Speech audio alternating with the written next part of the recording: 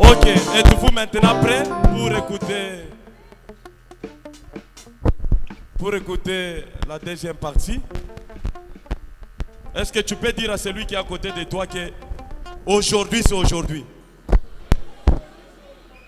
Est-ce que tu peux dire que le Christ est le même hier, aujourd'hui et éternellement? Il va vivre, il vit encore ce soir. Amen. Alléluia. Il vit certainement. Ok, là je vais appeler le pasteur Jean-Félix. Pendant que le pasteur s'avance.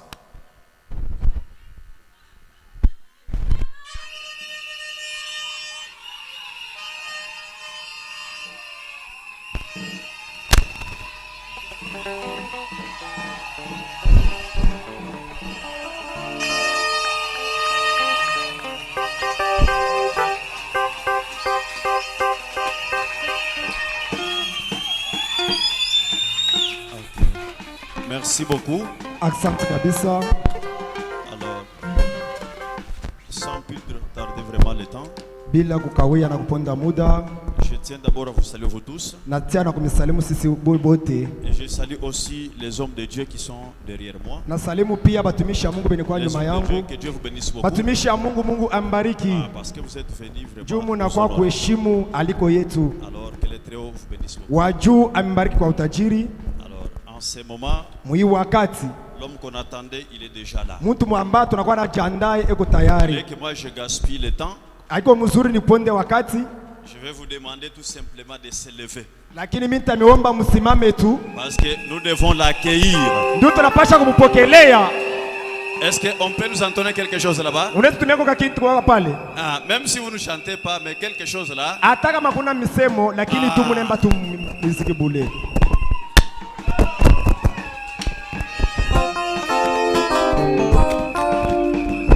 Quelque chose qui va nous faire danser avant que le Père arrive.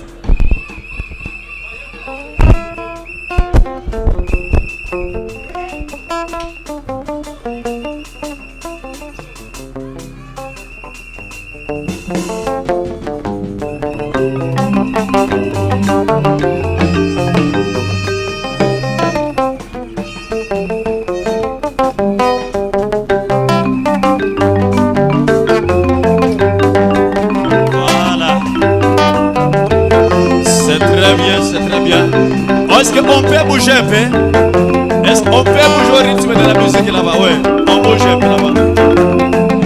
Il est roi, les rois, les rois, les rois. Il est roi de tous les rois. Il est roi des rois des rois. Il est roi des rois des rois. Il est roi des rois des rois. Nakendaki kune bato bakokala. Komi bwaka na mabele na potopoto. Ndenge bazalaki koyebela mokozi na bango. Kwete bazalaki na nsima na babina.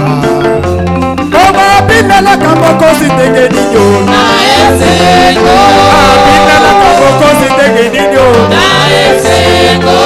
Abinelaka mokozi ndenge nini yo. Na esengo. Ayembelaka mokozi ndenge nini yo. Na esengo. Oyo nde azali ponanga. Dosez. Le temps est tellement parti. Est-ce qu'on peut amener mon papa? Si vous êtes prêts. Ok. Un diacre peut nous signaler là-bas. Oyo nde azali ponanga yo. Oyo nde azali ponanga kokoka telele. Nakoyeba ponani. Oyo nde azali ponanga. Oyo nde azali ponanga kokoka telele. Bayebelaka mokozi ndenge nini yo. Na esengo. Bayebelaka mokozi ndenge nini yo. Na esengo. Babinelaka mokozi ndenge nini yo. Na esengo. Babinelaka mokozi ndenge nini yo. Na esengo. Bayebelaka mokozi ndenge nino na esengo ayembelaka mokonzi ndenge nino na esengo abebelaka mokonzi ndenge nino na esengo ayembelaka mokonzi ndenge nino na esengo davidi eyaka mokonzi ndenge nino na esengo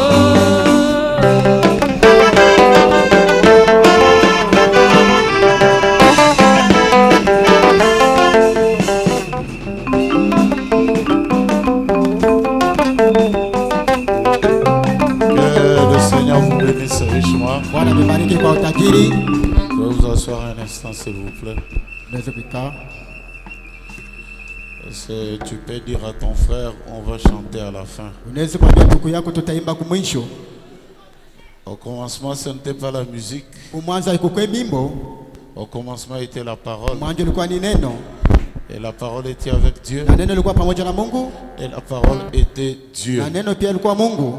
Est-ce que je peux entendre un petit amen? Minaweza kusikia amen kidogo. Je suis votre frère, Niko ndugu yenu Pasteur Life, kule kwa life, Pasteur Life, du Fogo du Ciel. il faut que du ciel. Et je remercie les pasteurs Nampigia asante pastori pour l'invitation qui nous a été donnée. juu ya aliko ambao alitupatia. Et je voudrais surtout Nilipenda kabisa le remercier kumpigia asante profondément kwa moyo mzima, de la confiance kwa tumaini et surtout na kabisa d'avoir insisté pour que nous puissions voir cette ya kwenda réunion. kupika mkwazo ndio kufanya hiyo. Parce que Dieu voulant, je quitte le Katanga le mercredi. Mungu akipende kazi tatu tutatoka Mkatanga J'ai prêché ce matin na mirubira asubuhi ya leo à l'East Tabernacle, kulisi tabernacle le corps un peu fatigué. na mwili nachoka. Mais je crois que par la grâce de Dieu, Nadhania kupitia neema la Mungu c'est lui qui renouvelle nos forces. mwenyewe anakuwa anarudisha tena nguvu, Il nous fera la grâce. atatujalia neema. Que Dieu le bénisse. Na Mungu ambariki, Que Dieu bénisse sa famille na Mungu abariki jamaa yake et les collaborateurs qui sont avec na bale lui. banakuwa naongea na pamoja, Et surtout aussi que Dieu bénisse tous les hommes de na Dieu kabisa Mungu abariki batumishi wa Mungu bote qui sont venus en ce soir. bale banakuwa jioni ya leo. C'est vrai que moi, quand je prêche, Ni kweli wakati mimi nahubiri, j'aime bien que les serviteurs de Dieu disent Amen mimi aussi. napendaka batumishi wa Mungu pia banasema amina. Parce que les pasteurs ne disent jamais Amen. Ndio bapastora bapendaka kusema amina. Peut-être parce qu'ils ont beaucoup dit des Amen. Saa zingine ndio basha kusema kama amina ya mingi. Mais je crois que Nadhania kwamba vous allez essayer, comme Frère Branham de dire, mutapima vile ndugu Brahma anasema, quand l'un de vous a les ballons, na nani mmoja wa banduku vous ne voudriez pas récupérer le ballon. amupende kwenda kuchukua ile kabumbu Pour dire que si c'était moi qui avais juu pris, ya kusema kama ni mimi ndio mirubiri, au contraire, vous le protégerez. mkinyume mtamukinga ule mtu. Alors je vous transmets les salutations de vos frères. Na mipa majambo ya bandugu yenu Tout d'abord de l'East ya Tabernacle, kutoka kule kulisi maskani là où je suis pasteur, kwenye niko pastori, de vos frères et sœurs bandugu na badada de Rouge-Gorge, ya ku Rouge Gorge Tabernacle à Pointe-Noire, na maskani nukta là où nukta je suis pasteur au Congo, kwenye tena Brazzaville, niko pastori ku Kongo vos Brazza, frères et sœurs bandugu na badada à Lukolela, na kulukoleka là où je suis pasteur, kwenye niko pastori, de frères et sœurs bandugu na badada à Maluku, kumaluku là où je suis kwenye pasteur, niko pastori, de vos frères et sœurs bandugu na badada à Kinzamvwete, na Kinzamvwete là où je suis kwenye pasteur, niko pastori, aux frères et sœurs bandugu na badada de Sekebanza, ya kuseke band là où je suis pasteur, kwenye niko pastori, de vos frères et kwa sœurs bandugu na badada de Kikiama, ya kukikiama là où je suis pasteur, kwenye niko pastori, de vos frères et na sœurs bandugu na badada de Canada, ya Canada à Montréal, o Montreal là où je suis kwenye pasteur. niko pastori. Alors, je cite toutes ces choses-là. Nataja hivi vitu vyote C'est pour que vous puissiez prier pour moi. juu mnyombeye, C'est pas un honneur, siyo kavumu, mais c'est plus la responsabilité. inakuwa ni kazi kabisa. Et la prière est que Na maombi ya kwamba Dieu puisse Mungu gonfler nos rangs na atusaidie avec des gens qui croient na bantu benye beko naamini toute la parole neno mzima et qui a la démonstration na de benye banakuwa l'esprit. naonesha roho. Nous avons besoin de ces jeunes gens. Tunahitaji wale bavijana, Peut-être qu'un jour, saa zingine siku moja nous pouvons aussi leur donner des églises tunaweza kubakaburia pia makanisa afin qu'ils puissent servir les juu Seigneurs. nabo batumikie Mungu. Est-ce que tu peux dire à ton frère, Unaweza kusema na ndugu yako, le Seigneur nous bénira ce soir. na Bwana atatubariki jioni ya leo. Dis-lui même que Mwambia kwamba nous serons bénis ce soir. hii magharibi tutabarikiwa. Dis-lui déjà, ainsi dit le Seigneur. Umwambie hivi anasema Bwana. Prophétise sur la réunion. We anza kutabiri juu ya Dis que mkusanyiko. nous serons bénis ce soir. Sema hii magharibi tutabarikiwa. Alors je vous demanderai de vous tenir debout. Sasa na milomba mweze usimama bwima. Et nous lirons donc dans les livres de Job. Basi tutasoma ndani ya kitabu cha Ayubu. Job chapitre 19. Ayubu 19. Alors nous allons lire Job 19 Tutasoma Ayubu à 19 partir du verset 21. mstari wa 21. Il est écrit, ayez pitié de moi, Imeandikwa unisikilie huruma, unisikilie vous huruma. mes amis, Nyinyi wa rafiki yangu, car la main de Dieu m'a frappé. kwa maana mkono wa Mungu Pourquoi me umenipiga. poursuivez-vous comme Dieu me poursuit? Juu ya nini mko nanifuatilia gisi Mungu N'êtes-vous anafuatilia? pas rassasié Eti amwe shiba de ma chair? kutoka mwili wangu Aussi mes propos na masemi yangu pia. pouvaient être écrits Eti naweza s'ils kulalamika étaient gravés dans un livre kuandikwa na kuitia mkitabu qu'avec un burin de fer hivi na andishi ya et chuma, avec du plomb. hivyo hivyo pia na kiandisho Il soit pour toujours taillé dans la roche. iweze kuandikwa kwa milele mumwamba. Mais Lakini je sais que mon Rédempteur, mimi najua kusema mkombozi wangu, je sais que mon Rédempteur est vivant najua kusema mkombozi wangu ni mzima et qu'il s'élèvera le dernier na atainuka wakati wa mwisho sur la terre hapa duniani, après que ma peau aura été détruite. kisha mwili wangu wala ngozi kubomokwa. Moi-même en personne, Mimi mwenyewe kibinafsi je contemplerai Dieu. tamuona Mungu. Que Dieu bénisse donc la lecture de sa parole. Bwana Mungu aongeze mibaraka kwenye usomi wa neno lake. Veuillez vous asseoir. Mutaweza kuketi. Peut-être que nous ne parlerons pas vraiment beaucoup, Mara nyingine hatutaweza kusema mingi sana, juste quelques mots, quelques citations. tutaweza kusema misemo moja kidogo wala andiko moja kiloko. Je voudrais un peu parler sur ce que Frère Branham appelle Nalipendelea kusema kuhusu kile ambapo ndugu Branham anaita le point culminant du livre de Job. fasi kubwa wala ya maana sana ya kitabu cha Ayubu. Dis-le à ton frère, le point culminant du livre de Job. Umwambie ndugu yako kusema fasi ile kabisa ya maana ya kitabu cha Ayubu. Le point le plus culminant du livre de Job. Ni kusema fasi ya maana sana ya kitabu cha Ayubu. Qu'est-ce qu'on appelle un point culminant? Ni kinini banaita nukta wala fasi ya Un point kilmina? culminant, c'est un point de grande hauteur. Ni kusema fasi ya maana sana inakuwa ni fasi ya mapandio ya juu Même sana. quand un prédicateur prêche, Ni kusema wakati mhubiri iko na ubiri, au début, il prend un peu de l'élan. amen, kumwanzo anaanzaka polepole, Mais il va arriver un certain temps atafika mkiwanga kimoja où il atteint le point le plus culminant de sa prédication. pale penye anafikia fasi ya yulu sana ya mahubiri yake. En ce moment-là, la prédication devient intéressante. Pale hasa ndio mahubiri inakuwa ya maana sana. En ce moment-là, même celui qui ne comprenait pas Amen. Pale wakati atole mwenye akukuwa naitikia, comprendra les choses. akukuwa nasikia, atasikia bitu. Le frère Branham dit, Ndugu Branham anasema même dans la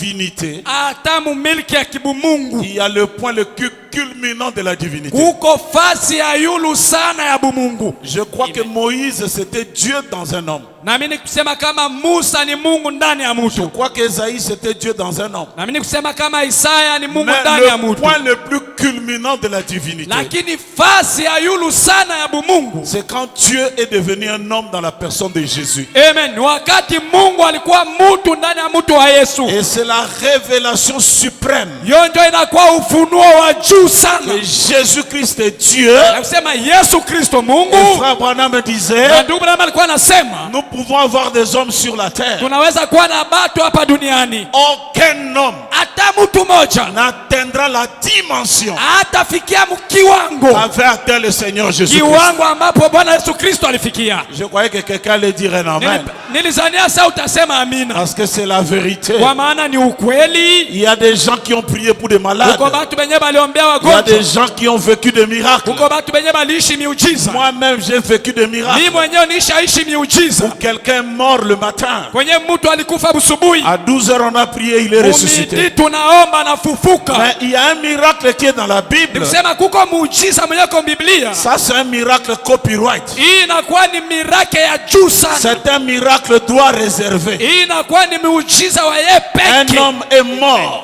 Mtu alikufa un jour siku moja, 2 jours, siku mbili, 3 jours. siku tatu. Ah!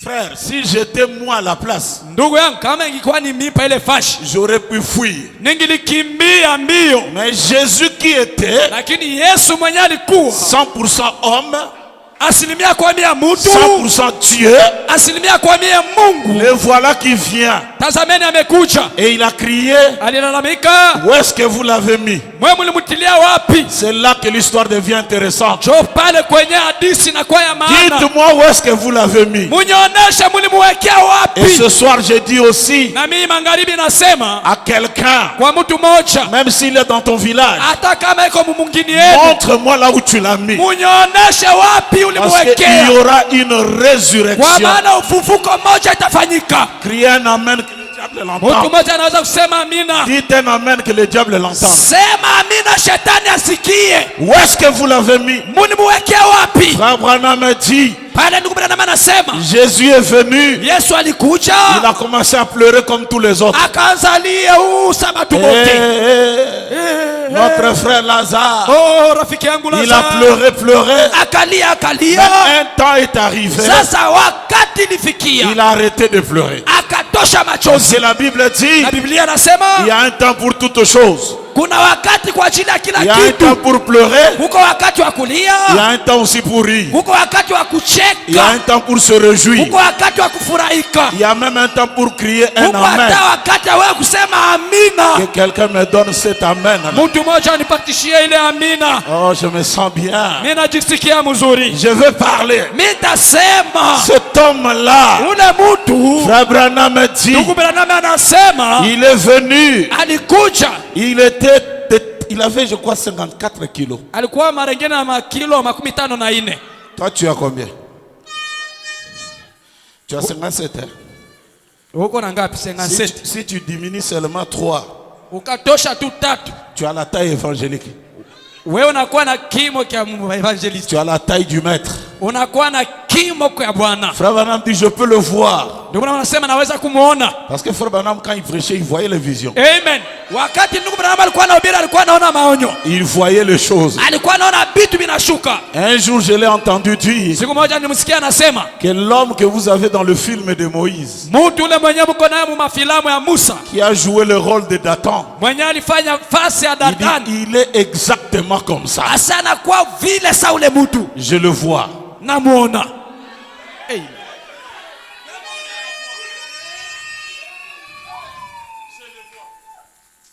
Amen. Amen. C'est parmi tous les hommes, Ni miongoni mwa watu wote, le culminant des hommes. ni kusema mtu wa yulu sana. Et je crois que ça doit être dit.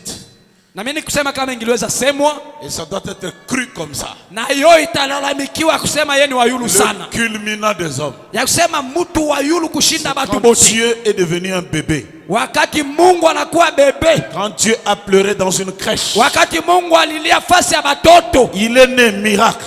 yeye alizalikwa Il a muujiza, grandi miracle. alikomea Il muujiza, est mort miracle. alikufa Il est muujiza ressuscité miracle. na kufufuka kwenye Il est muujiza, allé au ciel. akenda kumbingu Miracle. muujiza, Et il est venu le jour de la na Pentecôte. alikuya siku ya Pentekoti Miracle. kuendelea mpaka Et en muujiza. ces derniers Na jours, mwi wakati wa mwisho il a pris un frère. alibeba ndugu yetu, Il a justifié, akamhesabia haki, sanctifié, kutakasa, rempli du Saint-Esprit. kujaza na Roho Et Mtakatifu, lui-même na yeye peke s'est incarné. akajitumbukiza Le miracle de miracle. muujiza toka muujiza. Donnez-moi un amen que je prêche. Niambia amen na niendelee mbele. Je suis dans un bel endroit ici. Niko mafashi hapa, niko pafashi ya bien. On va maintenant parler de Biamunda. Tutasemea hasa vitu vya ndani, Les affaires intérieures. vitu vyetu vya ndani. Dans le livre de Job, Ndani ya kitabu cha il y Ayubu a aussi kuko tena le point le plus culminant fasi ya yulu zaidi du livre de Job. ya kitabu cha Ayubu. Dis-le à ton voisin. Mwambia jirani yako, Même dans le livre de Job, hata mkitabu cha Ayubu il y a un point kunakuwa nukta moja, culminant. fasi moja ya juu sana. Job était malade. Ayubu alikuwa Ce mgonjwa, n'était pas le point culminant. haikukuwa fasi ya yulu. Il Amen. pleurait. Alikuwa Ce analia, n'était pas le point le plus culminant. haikukuwa fasi ya yulu sana. Il a reçu un conseiller. Naye akapata Ce mshauri, n'était pas le point culminant. haikukuwa fasi ya yulu Le sana. deuxième conseiller, Mshauri wa pili, même pas. hata ile Le kukua. troisième, Watatu, même pas. haikukuwa ya yulu, hapana. Mais il y a Lakini eu quelque chose. kulikuwa kitu kimoja. Est-ce qu'il y a des amoureux du message? Bayama, kuko bapendwa ujumbe hapa. Ceux qui peuvent dire Amen. Bale benye banaweza kusema amina. Je vais lire. Nataka kusoma. Que quelqu'un dise lis.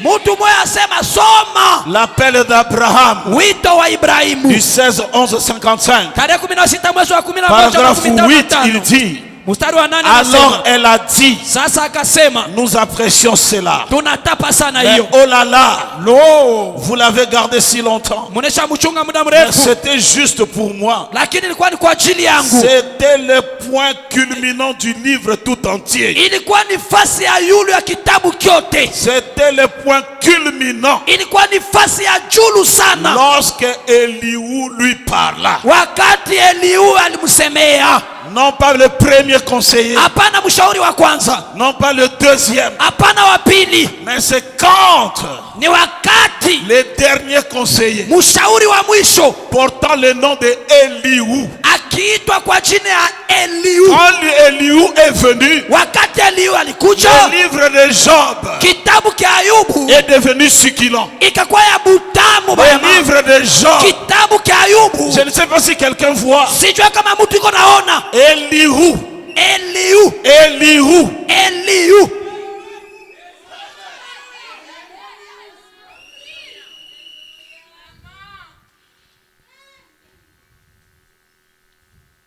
Elihu lui parlait. Eliu akaanza sema Quand naye. Elihu lui parlait, Wakati alianza sema naye, alors l'Esprit de Dieu sasa roho wa Mungu est descendu sur lui. ikashuka juu C'est yake. quand Elihu parlait, Wakati Eliu alikuwa le anasema, tonnerre ont grondé. mingurumu ikalia. Quand Elihu parlait, Wakati Eliu alisema, les éclairs ont jailli. miangazi ikawaka. Quand Elihu parlait, Wakati Eliu alisema, les 7 tonnerres mihuri 7 étaient révélés. ikafunuliwa. Quand Elihu parlait, Wakati Eliu alikuwa anasema, l'éclair a quitté miangali de ikatoka l'est kutoka asubuhi et ça brillait. na ikaenda kuangaa. Je ne sais pas si quelqu'un voit. Sijua kama mtu iko naona. Je parle de l'Ancien Testament. Niko nasema kuhusu agano la Mais il y a de kale. ceux-là qui ont des capacités Kama kuko bale benye biko na uwezo d'actualiser les choses. ya kuleta vitu kwa usasa. Elihu, Eliu, un jeune homme, kijana moya le plus petit de tous les mwenye messagers. alikuwa muloko kushinda bajumbe bote. Le livre de Haleluya. Job Kitabu kia est Ayubu devenu intéressant. ilikuwa ya butamu sana. Oh my, my, Lo, my. lo, lo. Même si vous ne croyez pas, Hata kama mwa je mwamini, crois que mes brebis vont croire. ninaamini kama makondoo zangu Et comme le wataamini. pasteur croit, Na vile pastori je anaamini, m'en fous du reste. iye shiu ile ingine yote. Le livre est devenu intéressant. Kitabu kikakuwa sasa cha butamu. Quand Wakati gani? Amen.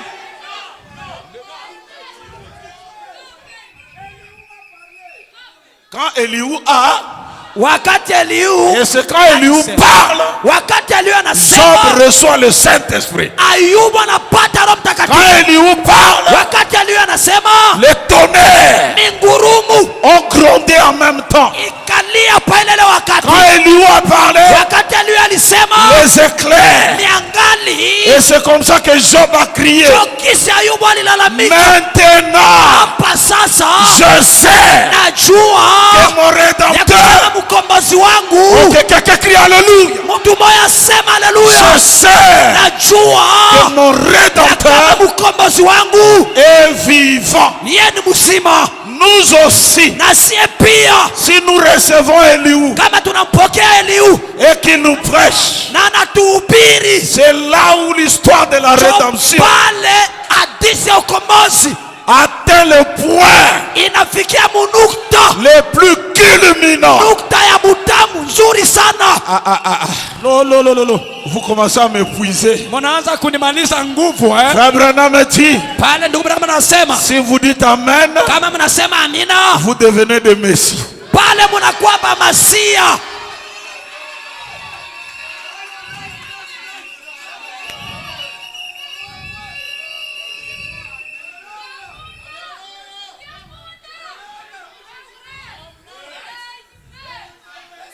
Frère Branham dit, Ndugu Branham anasema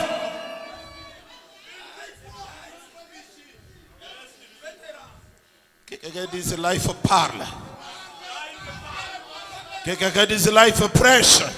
mtu mwenye ambie life endelea kuhubiri. Prêche kokubwanga, prêche bwanga. Leta dawa, leta dawa.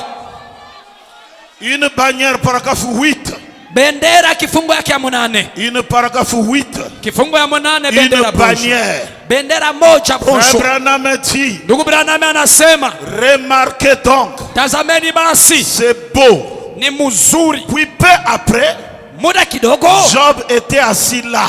Ayubu alikuwa chini pale. Combien de Job sont ici? Ba Ayubu bangapi biko hapa? Les choses ne marchent pas. Vitu haviendeke. La maladie ronge le corps. Magonjwa yanasumbua mwili wako. Il n'y a pas d'argent à la maison. Kunyumba hakuna makuto. Je vous présenterai Tamionesha Elihu Eliu pour que ta vie hivi maisha yako atteigne ifikie le point fasi le plus culminant. fasi ya yulu ya Si mutamu tu étais sana. pauvre, Kama ulikuwa masikini tu deviens riche. unakuwa mtajiri. Si tu n'as pas le Saint-Esprit, Kama una Roho Mtakatifu, quand Elihu va parler, wakati Eliu atasema, quand il... Oh, no, je me sens déjà bien. najisikia mzuri.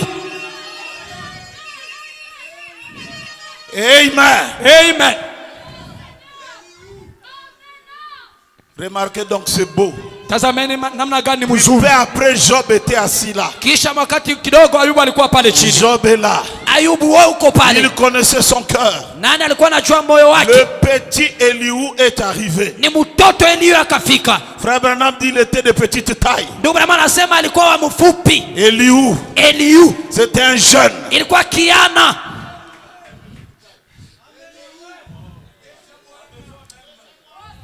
Viens, viens, viens. Comme ça, ceux qui vont me lapider, ils vont nous lapider nous deux. Kama mutatupiga maibu mutupike she wawili. Et comme c'est Branham qui va parler, Sasa vile ni Branham ndio atasema. Oya boyi Mwenye anakatala et Dalié. inakuwa mambo yako wewe. Elihu. Ok. Elihu est arrivé Eliu alifika et nous savons que na tunajua kusema le mot hébreu tamko ya Kiebrania est là, ela vient de Dieu, inatokea kumsema Mungu. qui veut dire Maana yake c'est le représentant de Dieu. amen. Mtu mwenye anamuonesha Mungu. Alléluia. Eliu. Elihu. Eliu. Ça veut dire Maana yake le représentant. ule mtu ukimwona unamuona Mungu. Ozobanga nini? Wewe uko naogopa nini? Le représentant n'est pas la personne. Ni kusema ule wa kumwakilisha sina Mais mtu. rejeter le représentant, Kutupilia ule mtu c'est rejeter la personne. ni kutupilia mtu mwenye alituma.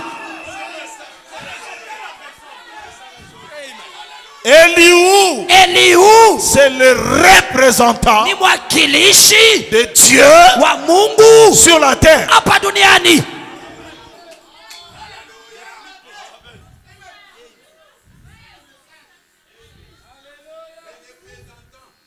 La communion par la réconciliation du sang, paragraphe 42. Bronshwa ushirika kupitia kwa mwakilishi wako Adamu 42. Paragraphe 42.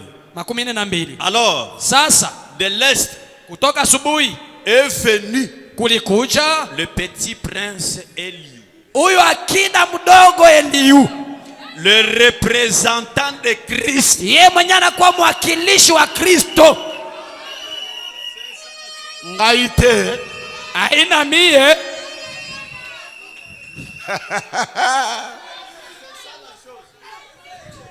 Amba ubala. sema na usome. J'aurais aimé Nilipendelea que nous ayons tukue suffisamment de temps kabisa na wakati pour entrer dans le nom de juu tuingie mujina ya Ela, Ela, Eli, Eli, et ainsi de suite. na kufuatilia Pour vous montrer kwa ajili ya kumionyesha que c'était asema ilikuwa un représentant umakilishi du Seigneur ya Jésus. Bwana Yesu.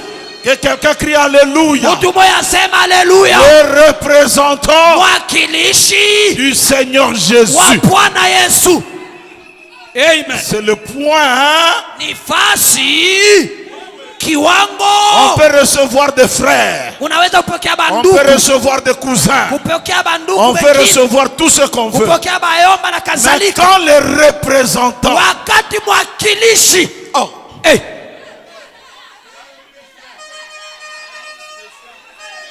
ici à Lubumbashi, hapa Lubumbashi on peut recevoir unaweza pokea des ministres de transport. ministre wa njia. C'est un non-événement. Ni vitu vyenye viangaliliwa hata. Il est venu. Alikuya Il est où? iko wapi? Il dort où? Iko alala wapi? Mais si Madame le Président, Kama tu bibi wa president, la première dame, bibi wa kwanza wa nchi, frère, ndugu yangu, là la journée devient chômée. pale amutaenda hata mukazi, Les choses changent. vitu vinabadilika. La journée devient culminante. Ile siku inakuwa ya yulu sana.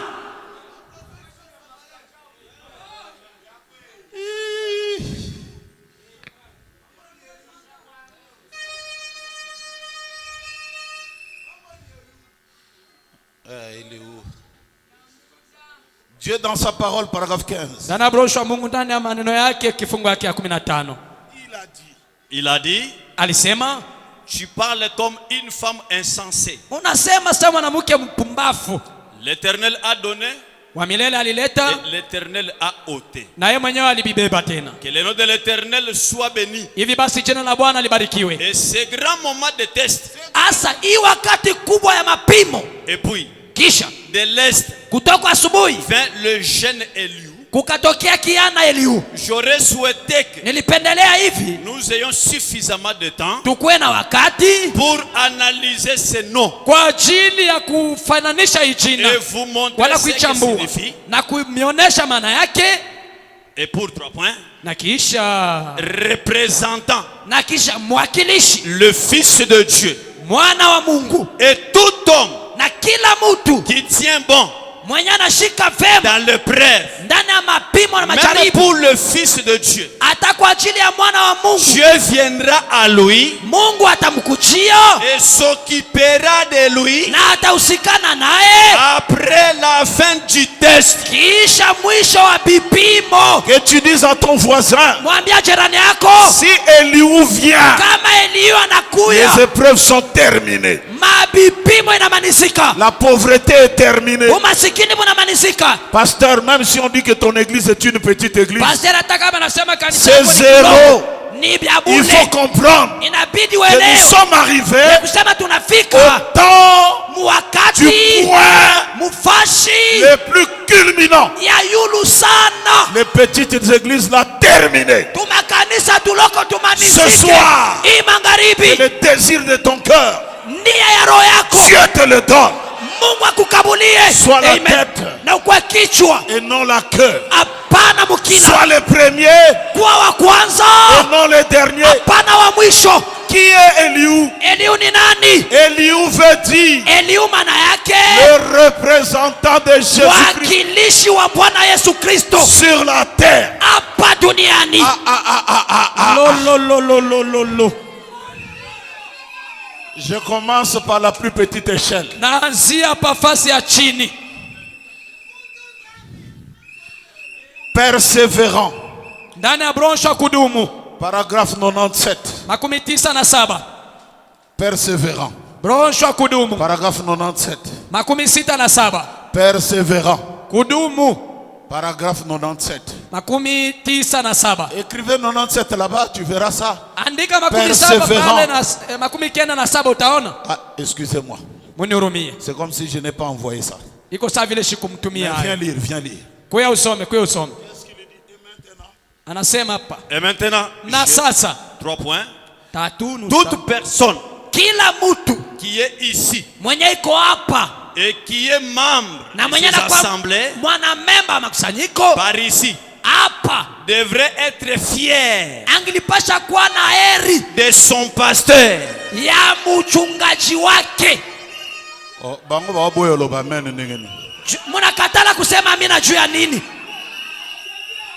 Quand tu es dans une église, Wakati uko mkanisa, tu dois être fier unapasha kuwa waheri de ton pasteur. toka pastori wako. Si toi dans ton église on ne t'aime pas, Kama we mkanisa yako bakupendake, ngayanga na te. ile haina mambo yangu. Moi je suis aimé. Mimi napendewa. Pas seulement je suis aimé, Haina tu bananipendaka. je suis la fierté Mimi nakuwa wakati banawasa niko pastor wao de mon banafurahi. église. Kanisa yangu inafurahi na mie. Même quand je prêche là, Hata kama niko na upiri, mes brebis sont là, ils disent, makondoo zangu biko pale banasema, ça c'est mon pasteur. huu ni pastor wangu. Tu vois comment il dame la chose. Unaona kisika niko naleta Mais bitu. toi tu es là seulement du tomba. Wewe uko tu pale wa Escroquerie toi. kuizi weye. Les jeunes sœurs à l'église c'est toi. Batoto banamuke mukanisa ni Comment tu weye. peux être une fierté? Bitakuwa che batu bakutumainie. Ne prenez pas ça à mal, homme de Dieu. Batumishi ya Mungu mshibibebe mububaya. Moi Dieu vous aime. Mie Mungu anamipenda. Mais moi Lakini mie Dieu me préfère. Mungu ananitamania. Il vous aime mais moi. Anamipenda moyo lakini mie. Quand je quitte, je vais à Pointe-Noire. Kama naenda Pointe Noire, Quand je reviens, nikirudia tu. notre pasteur, on doit changer la voiture. Pasteur tumbadilishe mbele motoka. La fierté. Bakanyona biko na Tu vas arriver à ça. Baba utafika. Et il faut que tu arrives à ça. Inabidi ufikie mule. Il faut que les gens parlent. Inabidi batu baseme. Qu'est-ce qu'il a fait manger à ces gens-là? Nini alilisha bale batu? Il y a des gens pour avoir quelque chose dans leur église. Kuko batu kwa kupata Ils kakitu. souffrent par des exhortations. Bana baya mamu nikabulie eko. Mais il y en a d'autres, on ne souffre pas. Kuko bengine na kisema hata shisema C'est la fierté. inakuwa ni eri kuwa Je fier. fais la fierté Mimi napenda kuwa fier. de mon église. Napenda nikuwe fier ya kanisa yangu. La fierté de cette église. Ni kusema heri ya hii Le kanisa. voilà en costume. Ni yeye huyo hapa mubusti. C'est la fierté Jo inakuwa de heri. cette église. Furaha ya hii kanisa. Viens continuer à lire. Kuya uendelee usome. Et devrait Na angelipasha. être reconnaissant Angelipasha kuwa na shukurani. pour un serviteur Kwa ajili ya qui mtumishi. se tient ici Mwenye anaikala hapa. et qui représente Christ Na mwenye anamakilisha Kristo. au milieu des conflits. Fasi yenye kuko mizongano. Écoute bien.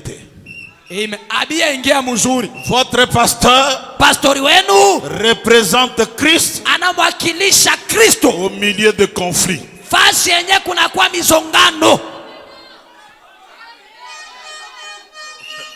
Il n'y a pas d'amen. Baya mama, amen haina yako. Omoni. Angalia, Boutiko nimake Eliou, amuitikie tena Eliu. c'est le représentant Yeye anakuwa anamuonekanisha de Jésus-Christ. Yesu Kristo. Je commence maintenant à partir de votre église. Naanzia pa kanisa yenu Vous kumionesha montrez Eliu. le représentant de Christ. Kumuonesha mwakilishi wa Kristo. Vous ne dites pas amen. Kisha museme tena amina. Votre pasteur, Pasteri wenu il représente Christ anamuonesha Kristo au milieu de conflits. katikati ya Si mambo. tu es malade, Kama wewe uko c'est un mgonjwa, conflit. yo inakuwa ni Si tu es mambo. pauvre, Kama uko c'est un masikini, conflit. inakuwa mambo. Et lui, quand il Na prêche, wakati anahubiri, il représente Christ. anamuonekanisha Kristo. Il doit arrêter les conflits de ta vie. Anapasha kusimamisha mambo maisha yako. Et ce soir, Na hii magharibi, comme c'est moi qui joue le ballon, sasa vile mimi ndio niko nacheza kabumbu, peu importe atanjo nini le conflit que tu as, mambo ile uko nayo, le conflit d'argent, mambo ya makuta, le conflit de Dieu. mambo ya Mungu. Oh my. Lo.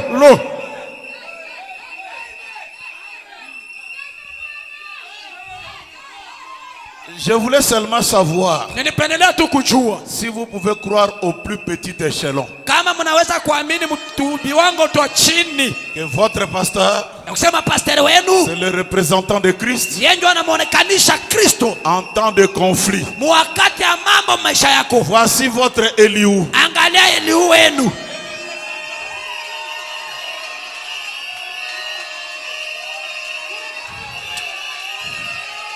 Si c'était Alice, Kama ingekuwa ni mulisi, si c'était Alice, kama ingekuwa mulisi et qu'on leur dit des choses comme na ça, unabambia vitu vya hivi, frère, non. hapana banduku.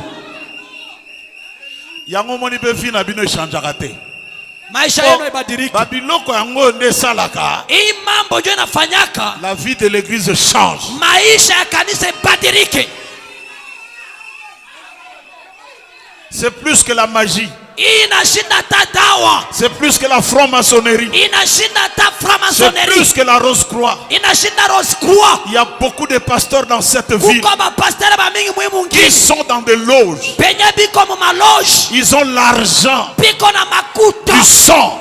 biko nayo, Mais le secret, lakini siri il faut être inabidi le kuwa représentant mwakilishi de Christ wa Kristo en temps de conflit. wakati wa mambo. Quand les brebis viennent, Wakati baaminifu s'il y a banakuya, un problème, kama kuko mambo, tu pries unaomba un coup, mara moja une flamme. na binawaka. Amen. C'est la vérité. Dans notre église, Kanisa yetu pasteur, ça y est sur YouTube, iko mu YouTube. un frère de notre église Ndugu moya mkanisa yetu était monté sur un poteau alipandaka mupoto moya de 9 mètres ya metro 10, et il était tombé, il était mort. akaanguka toka kule akakufa. On l'a amené à l'hôpital. Balimupeleka kwa hospitali, On voulait le mettre dans la morgue. balipenda kumweka pafashi ya bafu. Il a dit, Akasema non, c'était pas lui, c'est sa femme. bibi yake ndio alisema aka, Avant que vous le mettiez dans la morgue, mbele ya kumweka mumorgi, je vais appeler mon pasteur, muchunge mbele niite pastori wangu qu'il vienne anakuya en temps de conflit. mwakati wa mambo. C'est lui Ni yeye qui représente Christ. sho mwenye iko namuonesha Kristo hapa. Frère, je suis allé. Na nikenda kule J'ai dit, sœur, comment? nikasema dada biko je, J'ai dit à tous les médecins nikaambia bamunganga bote que quand tu viendras, wakati atakuya la situation changera. asa, wakati pastori wangu atakuya mambo itabadilika. J'ai dit, sœur, Nikasema sir, tu as trop dit. shulisema vya kupita sana. Maintenant, s'il ne réveille pas. Asa kama Il ashilamuki, dit, non, non, non, non, non. hapana hapana hapana Il pastori, réveillera. atalamuka. Et je suis arrivé. Jo nikafika, J'ai vu le corps du frère. nikaona mwili wa ndugu, On a mis les draps. bakaweka drap, Je suis allé derrière. nikaenda kumkongo, J'ai touché sa tête. nikagusa kichwa Et yake, j'ai dit, Jonas. nikasema Yona, Jonas. Jonas, Au nom de Jésus-Christ. mjina la Yesu Kristo, J'arrête ton voyage. nasimamisha safari yako, Reviens parmi nous. rudia katikati yetu. Jonas. Jonas, Je t'appelle. nakuita. Amen. Je suis sorti. Nikatoka, J'ai pris ma voiture. nikabeba gari yangu. Le temps où j'arrive dans ma maison. Wakati tunafika pa nyumba, Devant le portail. mbele ya mulango, Le téléphone sonne. simu inalia, C'est la sœur qui a appelé. ni dada ndio anaita. J'ai dit, sœur, Dada, qu'est-ce qu'il y a? mambo gani Il nafikia dit, kule? pasteur, Pastori, Jonas est revenu à la vie. Jonas anarudia kubuzima Et il te cherche. na iko na kutafuta hapa. Le médecin a dit, qu'est-ce qu'il y a? Munganga akasema Il mambo dit, gani? mon pasteur est venu ici. Pastori wangu Il alikuya, était derrière moi. alikuwa kumukongo yangu, Il a arrêté mon voyage. alishimamisha safari Il yangu, m'a dit, retourne là-bas. akanyambia Yona, rudia. Frère, si on peut arrêter la mort, Kama tunaweza simamisha est-ce lufu, qu'on ne peut pas appeler la bénédiction? hatuweza ita baraka. J'ai dit à quelqu'un, Naambia mutu, la malédiction, laana c'est une parole prononcée. inakuwa ni masemi lisemewa, Et la bénédiction baraka est une parole pia inakuwa masemi prononcée. yenye inasemewa. Je vous bénis. Na mibariki. Hey.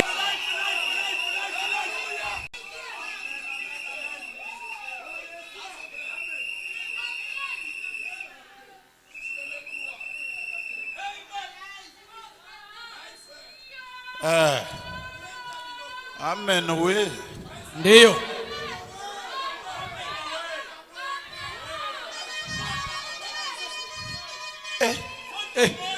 Je ne sais pas si votre église va croire. Hein. Shiwasai mambo kama kanisa yako itaamini. Les autres vont dire c'est là où il adore Branham. Bengine watasema angalia tunamupata ndio On anabudia Branham. n'adorera jamais Branham. Amen. Branham hatutamwabudia hata siku moja.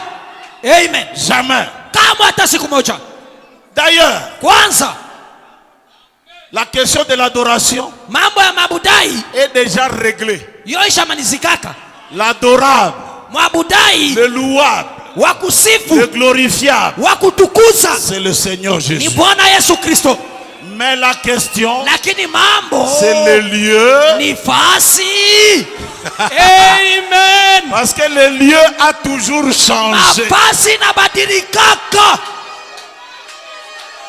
Et c'est quand on commence maintenant à parler du lieu, Ni wakati tunasemea fasi, les incrédules croient bato que le kutokuamini lieu devient l'adorable. banaamini kusema fasi na kwa ya kuabudu. Non! Hapana.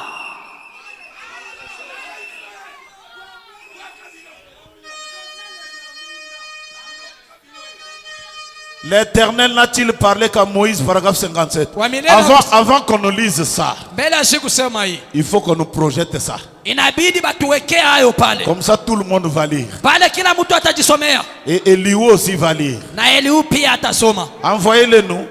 Mumutumie hayo. L'Éternel n'a-t-il parlé qu'à Moïse? Ndani ya brosho wa milele kusema tu ndio na Musa. Paragraphe 57. Kifungo 57.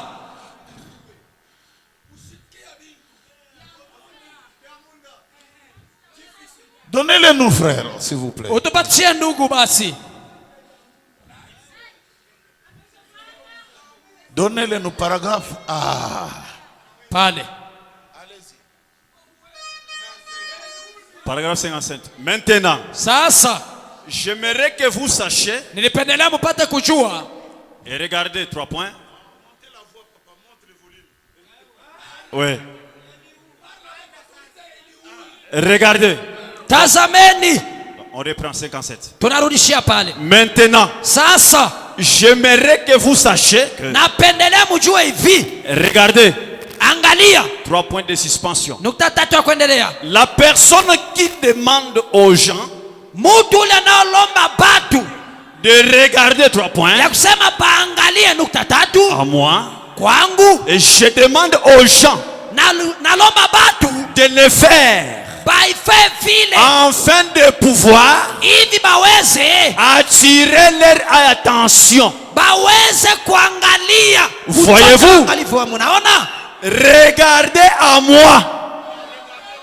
Ah, regardez-moi. Mwana muniangalie mie. Et croyez-moi. Muniamini mie. Faites-le. Muifanye vile. Parce que Kwa sababu je représente Dieu pour vous.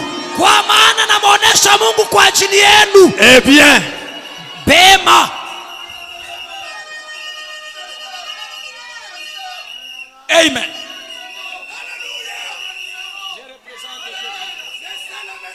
Il y a des gens qui ont fait des freins. Batu bamwa banafanya jo vile au biko bije. Frère, oh ya boy, hein? Ndugu yangu, kama unakatala, Regardez vers moi. muniangalie mie. Croyez-moi. Muniamini Parce que kwa sababu je représente namumakilisha Dieu. Mungu. Il n'est pas Dieu, mais il représente Dieu. Ashina Mungu lakini anamuonesha Mungu. C'est là que le message Pale ndio kwenye ujumbe atteint son point. inafikia nuta. Il est à 5 mètres de moi. Anakuwa mumetro 5 na 100. Il est à 3 mètres de moi. Mumetro 3 na 100. Il est à 1 mètre de moi. Anakuwa mumetro 1 na 100. Ça y est. Haleluya.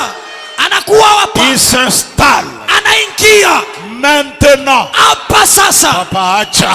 Laissez. C'est là que le message Pale ndio kwenye ujumbe devient succulent. inakuwa ya butamu. Maintenant, Hapa sasa je prends cet auditoire na beba hii chumba sous mon contrôle chini ya uongozi wangu pour la gloire de Dieu. kwa ajili ya utukufu wa Mungu.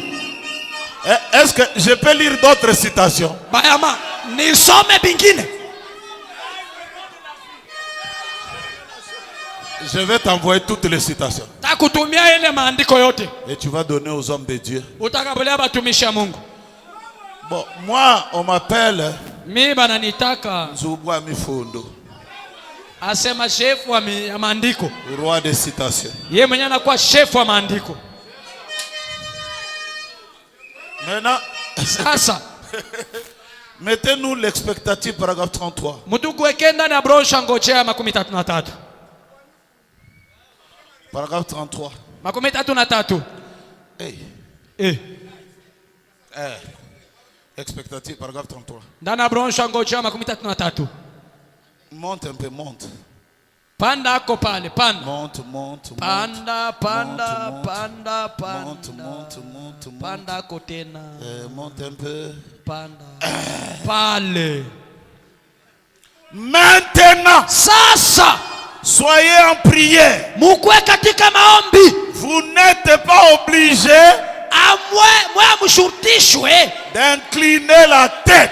Amen. Amshurutishe kukunjamisha bichwa. Oeza prière à miso kufungula. Hii inakuwa ni maombi ya kufungula. Parce que frère, tant makameko mara grave. Kwa maana hapa mambo yanakuwa ya nguvu. On ne ferme plus les yeux. Atufunge tena. Haleluya. Seigneur Dieu, Bwana Mungu, je vais mourir comme ça. etakufa hivi. Fais quelque chose. Shufanyako kitu.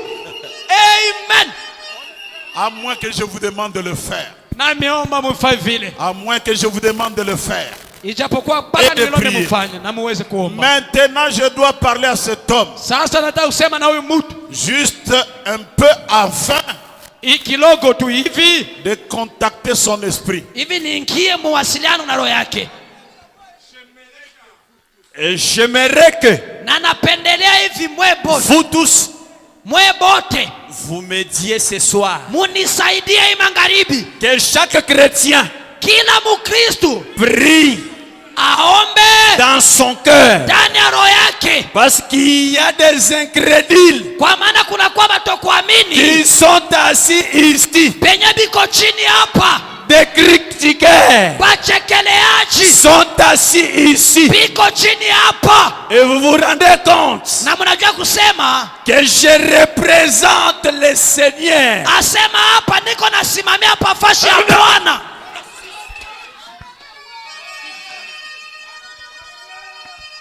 Eza normal. Oh, eza bambodi. Oh, ça c'est des canons. Hii inakuwa sasa ni mabunduki ya mwisho C'est culminant. ya fasi ya yulu. Descends. Shuka, shuka, Non, shuka. non, non, là tu montes, descends. Pale uko na shuka, shuka. Des critiqueurs Bachekeleaji sont assis ici. biko hapa chini. Et vous rendez-vous compte Na mwe mnajua kusema que je représente asani na msimamia hapa le Seigneur Bwana que vous servez mwenye mko natumikia dans votre église. mukanisa yako.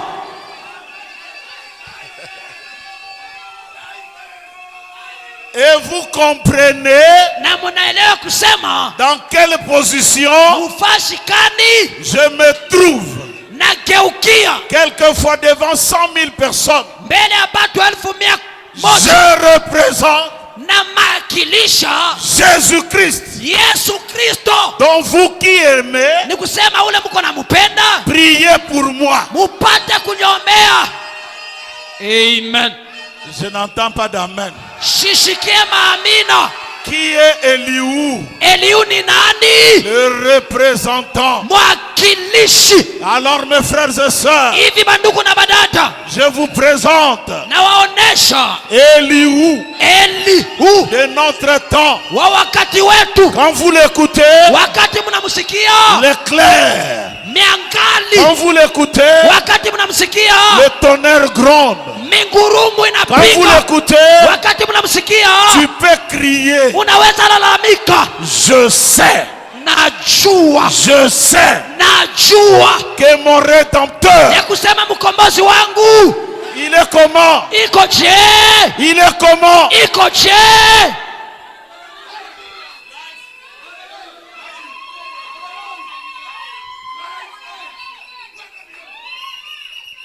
C'est sur la montagne culminante Niko pale ni pa milima ya yulu que beaucoup nous ont abandonnés. kwenye ba mingi baisha pale fashi baisha tuachilia.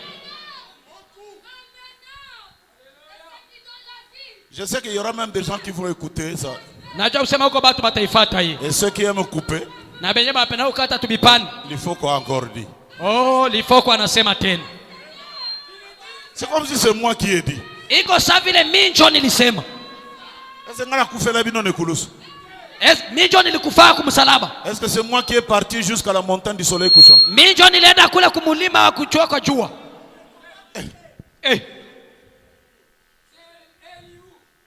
Eliou. Eliou. Et puis vous entendez? Manasikia? Eliou, Eli. Eliou, Eli. Malachie chapitre 4. Malakia sura ya 4. Voici, Tazameni, je vous envoie. nitawatumia. Eliou veut dire Eli. Eliou maana yake Eli.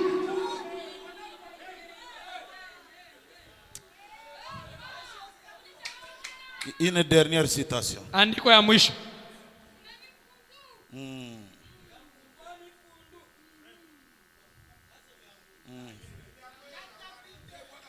Celui l'aveugle Bartimée, paragraphe 34. Kipofu Bartimayo 44. Oh Jésus. Lo Yesu.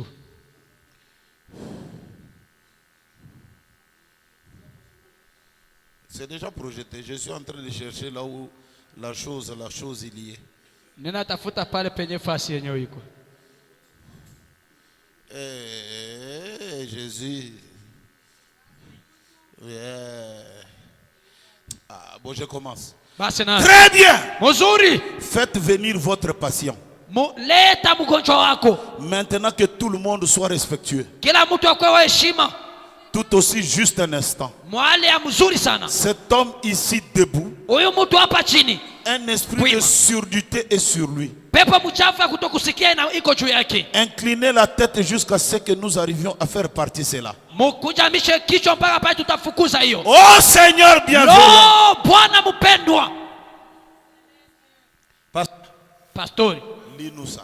utusomee.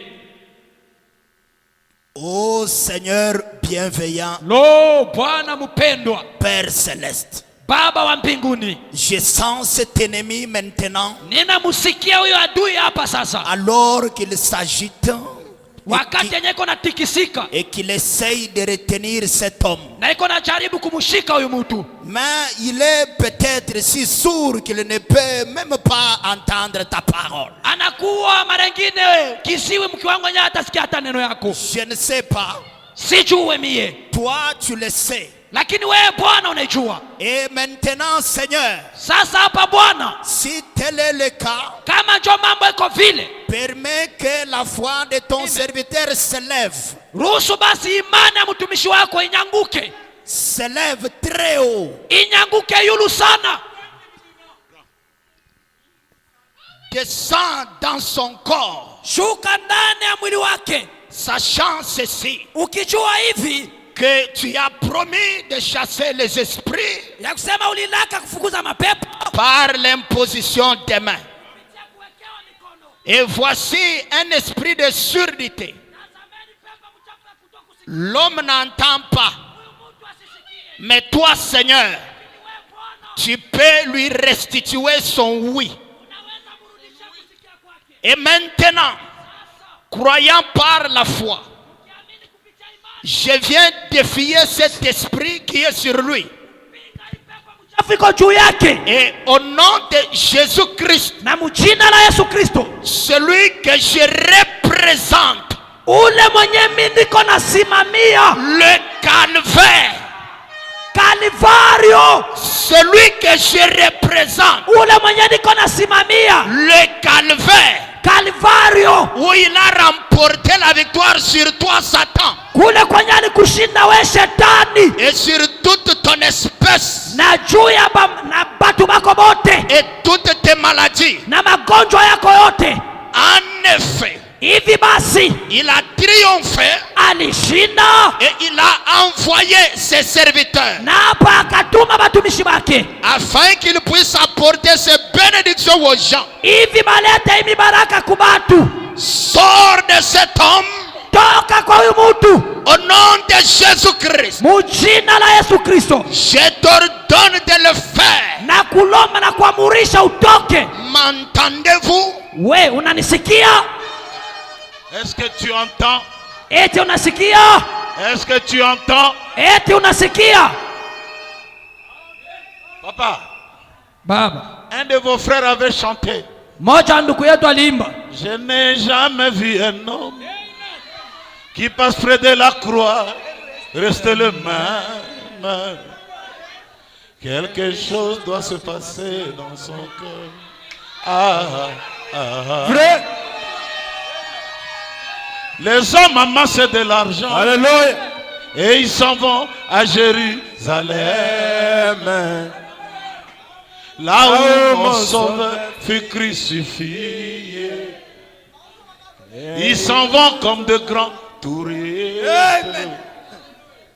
Et ils rentrent cette fois des péchés. Hey. Oh, est la croix. Les autres s'en vont dans des églises. Et ils s'agenouillent devant un morceau de bois qui se représente comme la croix. Mais où est celui qui pardonne? Et il rentre toujours des péchés.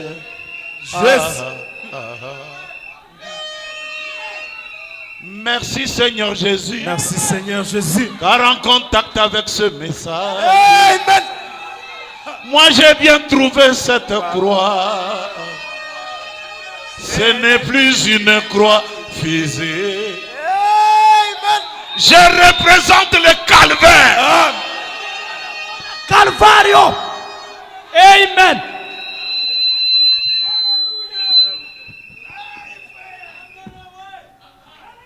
Dernière citation et puis ma cartouche est scellée. andiko ya mwisho kisha masasi mabombe na maliziki hapa.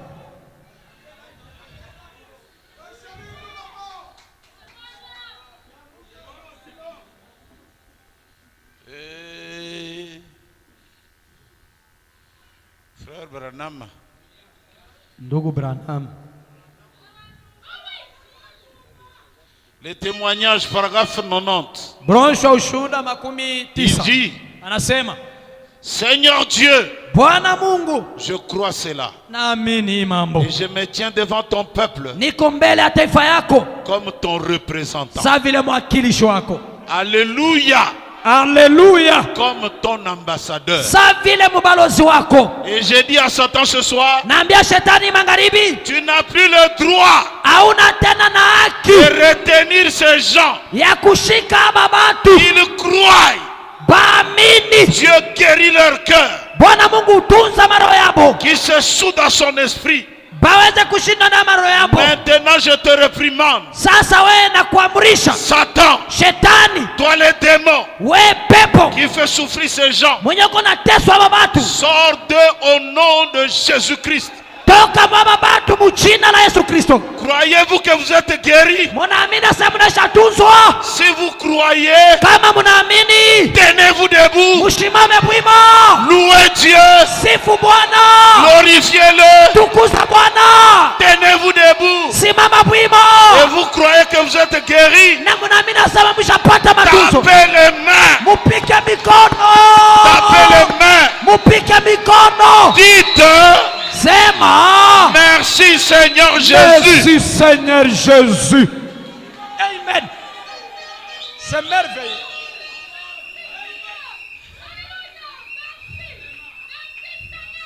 Amen. Amen.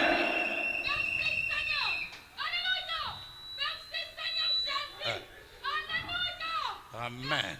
Amen. Dernier kata. Bombe ya mwisho. Viens. Kuya. Ça, Hii Eliou ne tombe plus. Eliu shanguke tena.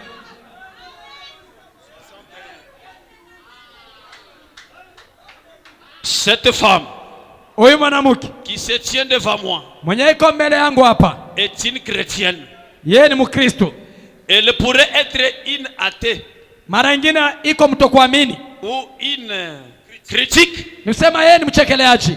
mais Lakini son esprit, roho yake 3 points, tatatu. eh bien, Hebu lorsque le Saint-Esprit vient, wakati Roho Mtakatifu inakuja, il fait de moi son représentant. Roho Mtakatifu inanifanya nikuwe mwakilishi wake. Il fait de moi son serviteur. Ananifanya mimi mtumishi wake, Et si je suis na kama niko son ambassadeur, mbalozi wake, et que na kama vous croyez cela de tout votre cœur, munaamini ile na roho yenu yote, ma parole, masemi yangu mie c'est la sienne. ni masemi yake Et yeye, sa parole, masemi yake yeye mienne. inakuwa Et yangu c'est vrai. na ni kweli. La parole de Dieu Masemi ya Mungu devient la parole du représentant. inakuwa masemi ya mwakilishi. Alors moi aussi, Bama na mie Dieu n'est pas là, Mungu ashina yako, mais moi, mie je le représente. niko na mwonekanisha. Sa parole, Masemi yake c'est ma parole. ni maneno yangu mie, Ma parole, masemi yangu pia c'est sa parole. ni yake. Toi qui es là, Wewe uko pale. 2025 ne termine pas. Amen. 2025 ishiishe. Reçois la parcelle, Amen. Pokea pango, reçois la maison. pokea nyumba. Cette Amen. parole que j'ai dit, Hii masemi nilisema c'est la parole de Dieu.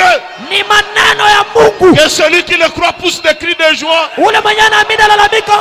Tu peux sauter là où tu es, Amen. sauter, Ruka, crier. lalamika. Ruka, lalamika. Amen, amen, amen. Ça devient le point Fasi ya yulu zaidi.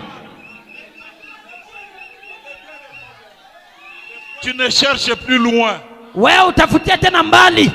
Frère, Ndugu, quand vous allez aux Nations Unies, wakati unaenda kumoja wa Marekani, nous tous, nous ne partons pas là-bas. shebota tuendake kule. Mais un homme Mtu moja en cravate, mukravati, en veste, mukoti, devant lui, on ne met pas son nom.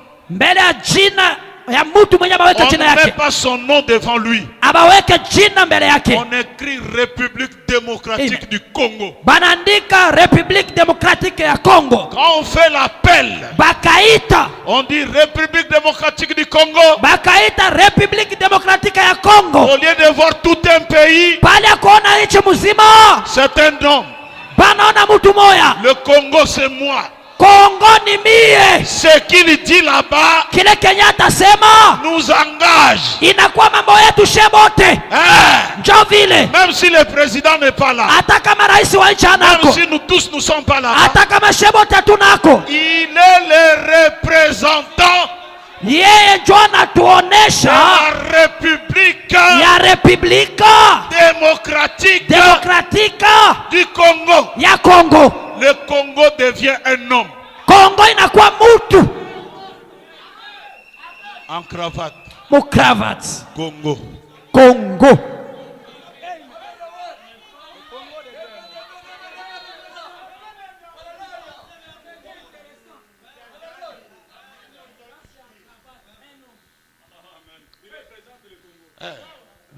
Quand on dit le Tchad, Bakasema Chad, on ne voit pas tous les Tchad de millions venir. abaone batu ya Chad bote mamilioni na Vous kuya. n'avez pas besoin de vous déplacer. Hauna na lazima ya kwenda hata.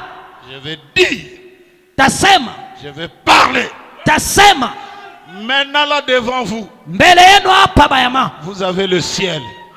Muko na mbinguni. Le ciel, Mbingu c'est un homme. ni mutu.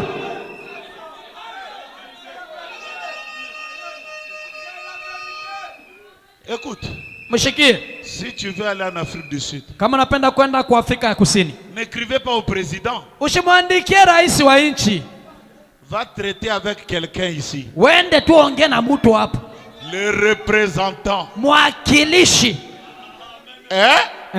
de l'Afrique du Sud. wa Afrika ya Kusini. Celui qui met la chose en dehors. Akipika tu pa Et quand il met la chose, na akiweka tu, Tous les pays disent Amen. nchi yote nasema kweli njo vile. Et aujourd'hui, Na leo il y a eu un homme kulikuwa mtu qui a dit mwenye alisema tout ce que tu as aimé, pote benye ulipenda tous ceux qui t'ont aimé, na pote benye balikupenda je te le donne. na kukabulia hapo. Si tu le crois, dites Amen. Amen. Kama unaamini sema amina. Ce frère ici que vous voyez, Huyu ndugu mwenyewe mnaona il était mort ici à Lubumbashi. alikuwa ishakufa hapa Lubumbashi. Il était mort ici Alikuwa ishakufa hapa à Lubumbashi. Lubumbashi. Il a pris de kabuchungu, Alibeba le kabuchungu ici. mais en racine, Alibeba ya mizizi il a mangé. alikula. Moi, j'avais mangé juste un peu comme ça. Mimi nikula tu kaloko hivi. J'ai fait toute la journée. Nifahamu jua mzima. Je prends le jus, rien. Le Na kunywa sucre. maji. Masikre. Mais lui, il a mangé tous comme ça. Ya alikula ya ikimo hii. Vers 4 heures, 4 il commençait à mourir. alianza kufa. Et il criait. Alikuwa lalamika. Muntunzab, Mutu zambi. Muntunzab. Mutu zambi. Sous le sommeil, j'entends quelqu'un qui prie. Mubusingizi Qui crie. nasikia mtu kuna Je lalamika. sors comme ça. Natoka hivi. L'enfant était KO. Mtoto alikuwa ishakufa. On l'a amené à l'hôpital. Tunampeleka kwa hospitali. Nous étions là avec le docteur Israël. Tulikuwa pale na daktari Israeli. J'étais là. Nilikuwa pale. Il était en train de respirer. Alikuwa anapumua.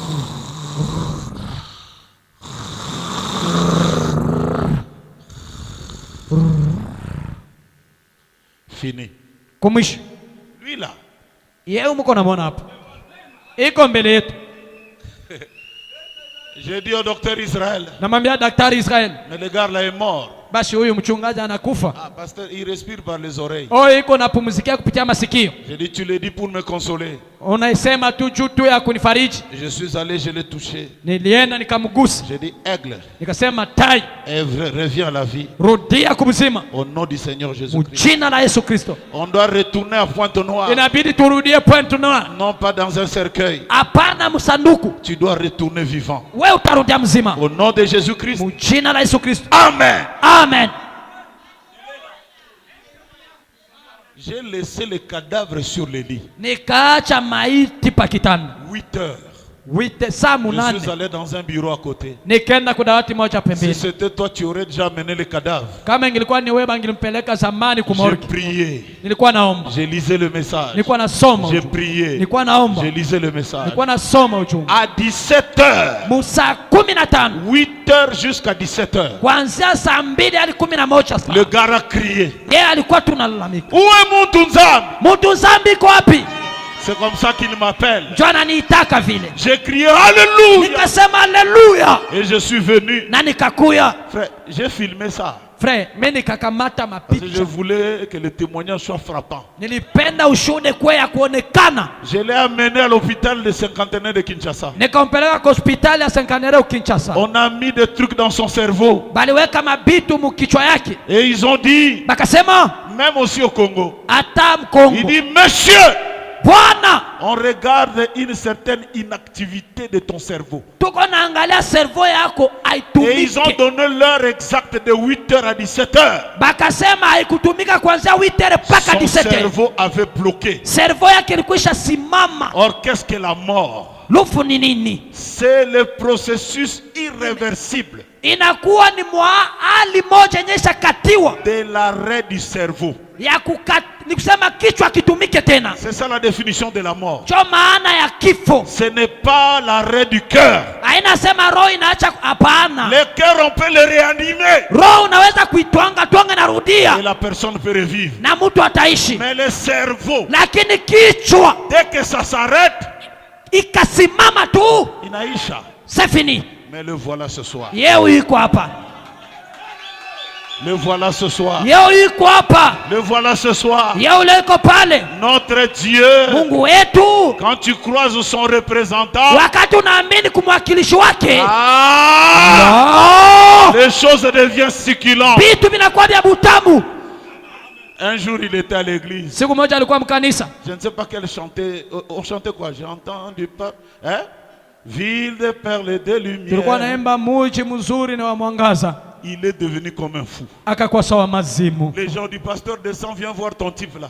Pastor, shuka uangalie ule mtu wako. Quand je suis descendu, j'ai dit, vous ne comprenez pas. Nikashuka mwe mweleo. Lui, il partait là-bas. Yeye alikuwa anaisha anja kwenda. Pasteur, quand on l'a mené à l'hôpital, Pastor, wakati alikuwa anampeleka kwa il hospitali, disait ce que Branham dit. alikuwa anasema vyenye Branham anasema. Je vois des bouillards. Naona mianga. Frère Branham dit, quand un saint meurt, Wakati ndugu Branham alikuwa ça anakufa, commence par des bouillards. inaanza kumiangali. Un ruisseau, Inaanza kama mtoni. une rivière, Mutoni, un fleuve. bahari, Après, na kisha vous me croisez. unakutana na mie.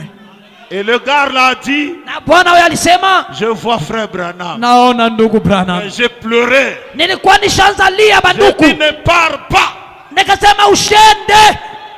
Je vais vous faire rire. Niko na michekesha. Il y a un frère qui mourait. Kuko ndugu mama mwenye alikuwa shanja kufa. Nous étions là pour prier. Tulikuwa pale juu ya kuomba. Il dit, je pars. Anasema Je naenda. pars. Je Naenda. pars. Naenda. Je vois Naona. le bouillard. Naona bouillard. miangazi. Naona. Je vois Naona. le ruisseau. Naona Je kamutoni. vois. Naona. Je vois. Naona. Je vois Naona. le fleuve. Naona mutoni. Et je vois des gens Naona batu. qui viennent pour m'embrasser. Benye biko na kuya Moi, kunikumbatia. j'ai crié. Nikasema, Est-ce que tu as vu frère Branham? eti ushaona ndugu Branham? Oh non. Hapana. Je dis reviens. Rudia ushende. Amen. Ushende mbele. Tu t'es perdu. Unaenda pabaya. Et du coup, l'homme a fait, hein? Hein? Où suis-je? J'ai dit, hein? Unasema mimi huyu ungaliki. Arrange ta route, frère. Tengeza barabara yako ndugu. Tu vas là-bas, tu commences à voir des papas Wemba. Wewe unaanza kuona mapapa wemba kule.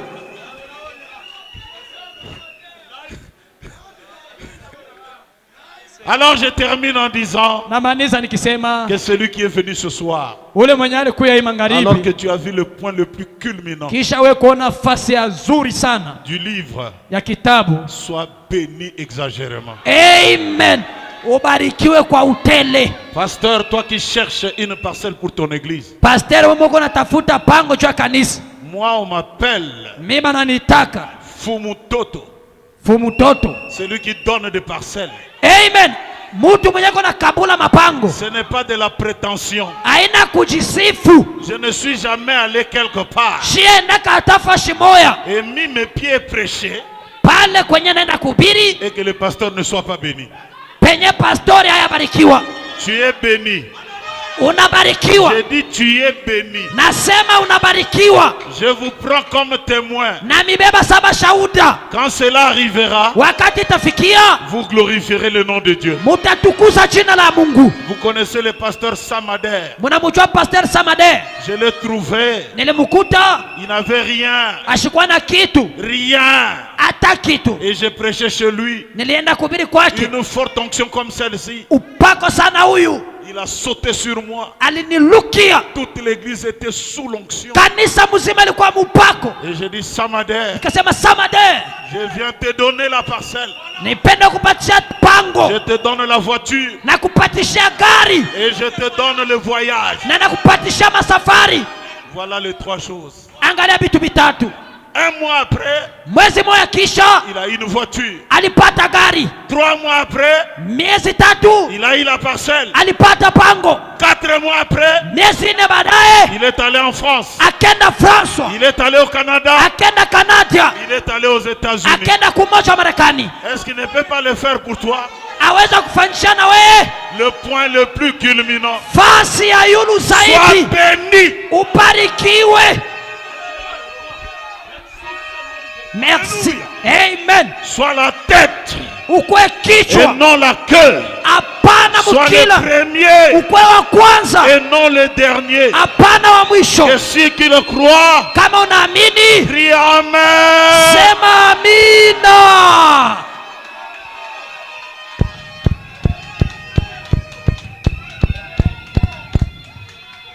Pasteur, Pastori, life que tu vois life mwenye uko naona est un bien public.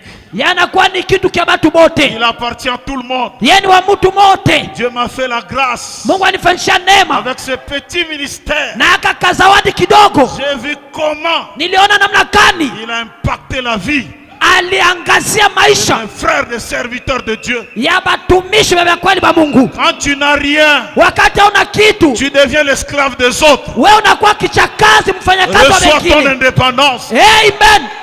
pokea uhuru wako. Pourquoi nous autres, Juu ya nini shehe les mwingine? gens ne jouent pas avec nous? Batu abatucheze yake hata. Tu as la voiture, Uko na gari, moi aussi j'ai ma petite Kimbambala. na mimi niko na kimbambala Tu kyangu. as une église, Uko na moi kanisa, aussi j'ai ma petite na mimi église. niko na yangu. Nous traitons Tuko na tumika en égal. mwali ya usawa. Sois béni mon frère. Amen. Sois Barikiwa. béni mon frère. Amen. Ubarikiwe Et que ndugu. l'église aussi soit bénie. Na kanisa ibarikiwe. Sois béni. Avec nos mains levées à Dieu, Na mikono yetu ikiinuliwa kwa Mungu. je voulais que les jeunes musiciens Nilipendelea vijana waimbaji nous jouent un peu. Seigneur, c'est le moment. batuchezeko. Bwana ni wakati. Seigneur, Amen. c'est le moment. Bwana ni wakati. Seigneur, c'est la seconde. Bwana ni dakika. Seigneur, c'est la minute. Bwana inakuwa ni sekondi. Alléluia. Amen. Frère, ce que je sens ici, Kenya niko nasikia hapa banduku, c'est comme de l'électricité. inakuwa ni saa umeme. C'est la Amen. présence de Jésus-Christ. Ni uwepo wa Bwana Yesu Kristo. Maintenant là, Hapa hapa. tout peut arriver. Nani anaweza afika? Ne sois plus le même. Usikwe tena ule ule. Être né pauvre, Kuzalika masikini on accepte ça. tunaitikia, Mais ne meurs pas pauvre. lakini kufa masikini mongo. Sois la tête Kuwa kichwa, et non la queue. hapana mkila. Sois le premier Wa kwanza, et non le dernier. Hapana wa mwisho. Lève tes mains pendant que nous chantons. Weka mikono yako yule wakati tuko naimba.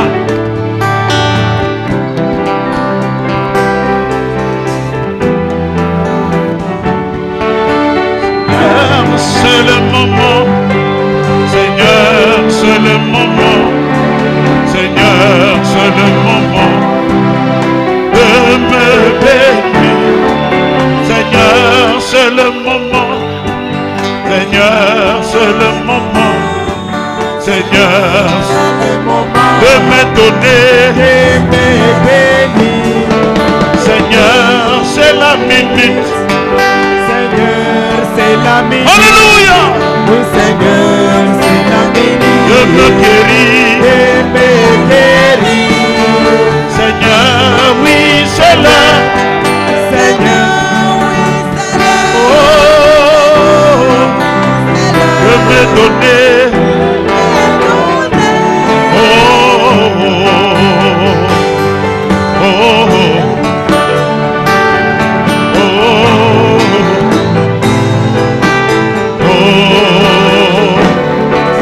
Seigneur, c'est le jour.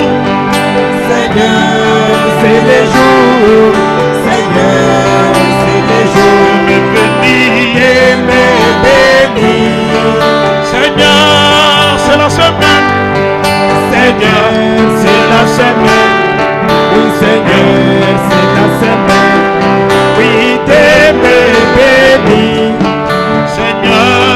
c'est le mois.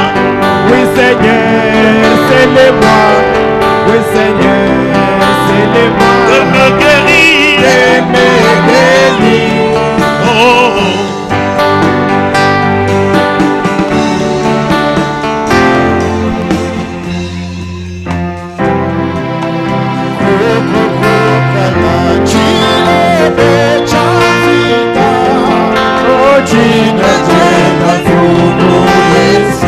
Alléluia.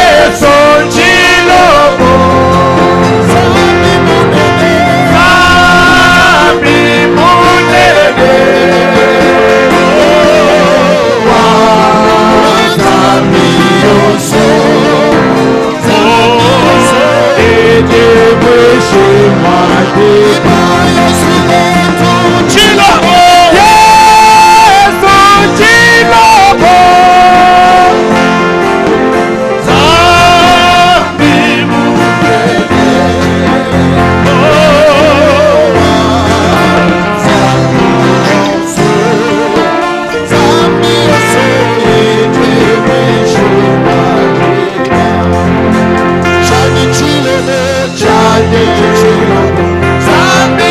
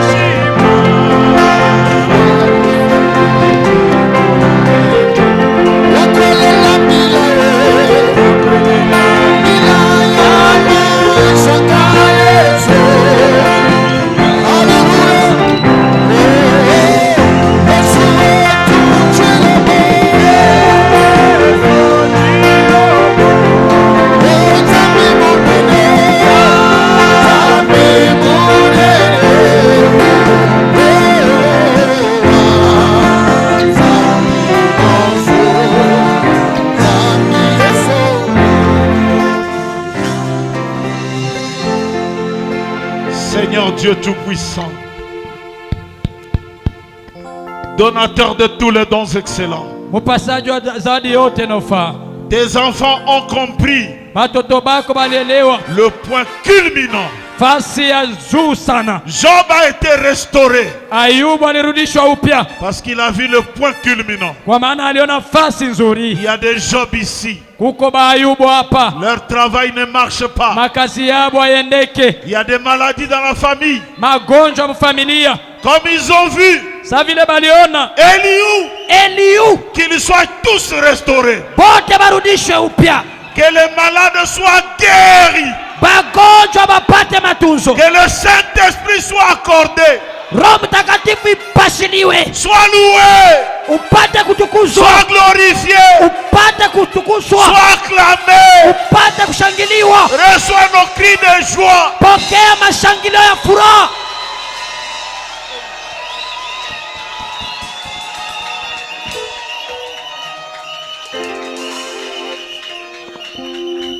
Bénis ton serviteur, Bariki mtumishi wako qu'il soit un Eliou apate kuwa Eliu pour ce peuple. kwa hii taifa yake. Bénis nous autres aussi. Utubariki na siye Bwana, Profitons derrière lui. tunafaidikia kumkongo wake. Fais de nous des représentants de Christ, Sa vile bakilishi ba Kristo, des ambassadeurs. balozi.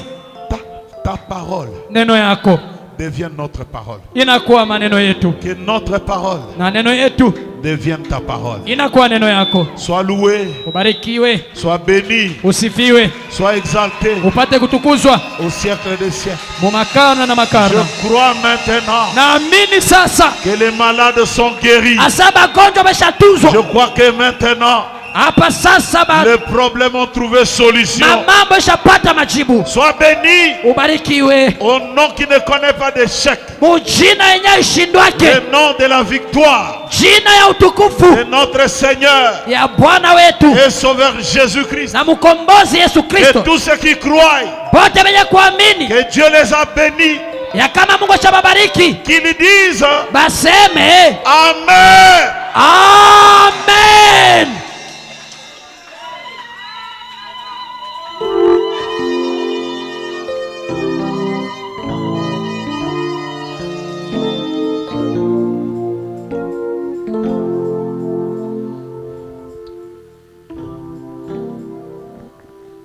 Que le Seigneur vous bénisse. Bwana Mungu amibariki. Dis à ton frère, nous sommes déjà bénis. Mwambia ndugu yako sasa tushabarikiwa. Ah, tu es béni, n'est-ce pas? Tushabarikiwa shinjo vile.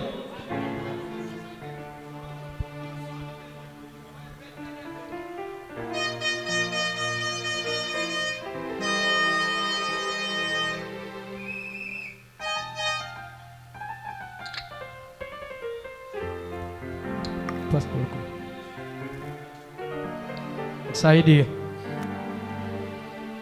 Nous allons donc ordonner les pasteurs. Ni usema tunataka kumweka pastori mukazi. Et comme nous allons poser quelques questions que Branham avait posées, Tutamuuliza maulizo kidogo yenye Branham aliuliza, et aussi na pia des questions que j'ai ajoutées, maulizo yenye niliongeza juste pour la beauté de la chose. kwa ajili ya vizuri ba kitu Alors, voilà. pale. Donc, je voulais un peu demander dans cette église. Nilipendelea kuuliza mwa hii kanisa, Y a-t-il quelqu'un qui a déjà entendu le pasteur, j'ai oublié même le prénom, Jean-Félix Kaumbu. kuko Y mtu a-t-il mwenye quelqu'un qui a déjà entendu le pasteur Jean-Félix Kaumbu prêcher hapa, kuko mtu aishasikiaka pastor Jean Kaumbu iko na ubiri et qui croit qu'il a un ministère? na mwenye anaamini asema iko na huduma? Levez la main. Nyangula mkono. Oh, que Dieu vous bénisse. Bwana Mungu amibariki.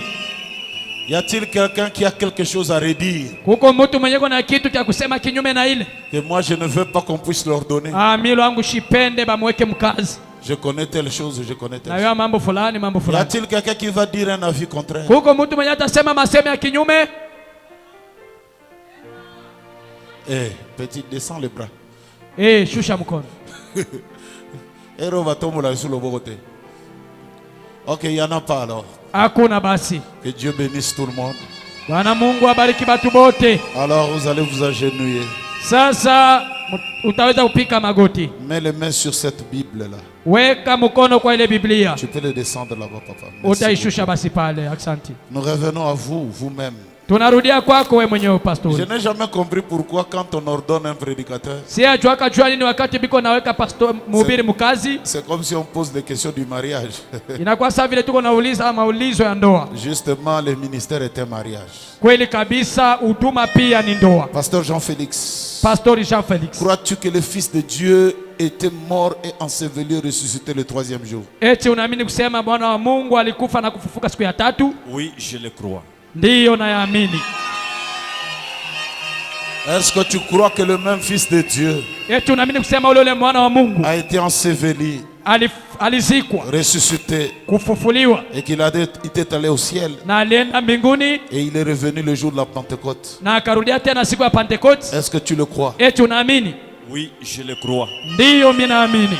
Est-ce que tu crois Eti unaamini que le Fils de Dieu na kusema mwana wa Mungu est né d'une naissance virginale, yeye alizalika toka bikira? c'est-à-dire sans l'intervention des hommes? Ni kusema bila kukutana na mwanaume. Est-ce que tu le confesses et tu le crois? Eti unaisema vile? Oui, je le crois. Ndiyo nayaaminia. Alors, il y a des Basi. questions additionnelles. Ndiyo hadisi ya kuongeza. Ça, c'est moi qui ajoute. Ni mimi ndio naongeza. C'est comme ça que je suis conduit. Ndio vile naongozwa. Est-ce que tu crois Eti unaamini que dans cet âge, na kusema hiki kizazi Dieu a envoyé un prophète? Mungu alituma nabii? Oui, je le crois. Ndiyo naamini. Est-ce que tu es prêt Eti uko tayari à défendre le message ya kusemelea ujumbe sans compromis bila kompromis? et sans compromis? Bila kompromis. Est-ce que tu es prêt? Eti uko tayari? Oui, je suis prêt. Ndiyo niko tayari. Basi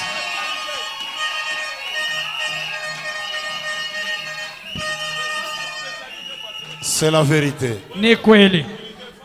Ces questions-là, Ile maulizo c'est moi qui ai voulu ajouter. mimi mwenyewe ndio nilipenda kuiongeza Parce que kwa sababu nous croyons tous le message. shebote tunaamini ujumbe. Et nous avons besoin de jeunes gens Tunakuwa na lazima biana qui défendent le message penye biko nasemelea ujumbe au prix de leur vie.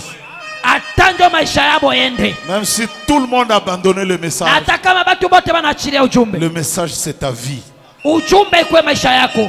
Frère Branham dit, Ndugu Branham anasema dans l'ancien temps, ndani ya wakati wa zamani, quand on mordait quelqu'un par un serpent, wakati nyoka alikuwa naluma mutu, on prenait une pierre balikuwa nabeba jiwe qu'on appelle la pierre antirabique. yenye banaita jiwe ya ngambo ya antirabiki, On collait là-bas. na balikuwa nailamata pale. Aussi longtemps que la pierre ne tombe pas, Wakati yote jiwe yanguke, tu as la vie.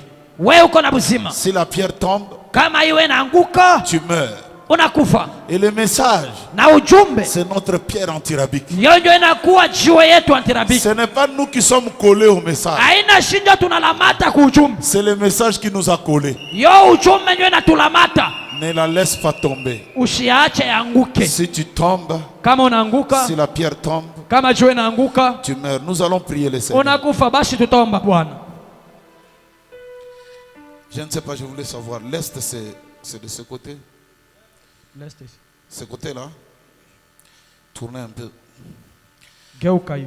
Frère Branham dit, quand nous prions pour les mariages ou ceci, nous faisons regarder les gens vers l'Est, Ndugu anasema kati tuko naombea kusundoa, tunaangalia batu baangalie kwa en asubuhi direction du lever du soleil. kule kwenye jua iko natokea. C'est une tradition. Hayo inakuwa ni desturi Ça kwetu. veut dire que dans ta vie, Nisema maisha yako, quand il y a un problème qui ne marche pas, wakati uko na mambo yenye haitembee, regardez à l'Est. angalia asubuhi, Regardez vers le soleil. angalia kujua, Regardez à Jésus. angalia kwa Yesu, Ou encore, wala tournez le regard vers Jésus-Christ. wala umwangalie Yesu Kristo. Prions le Seigneur. Tuombe Bwana.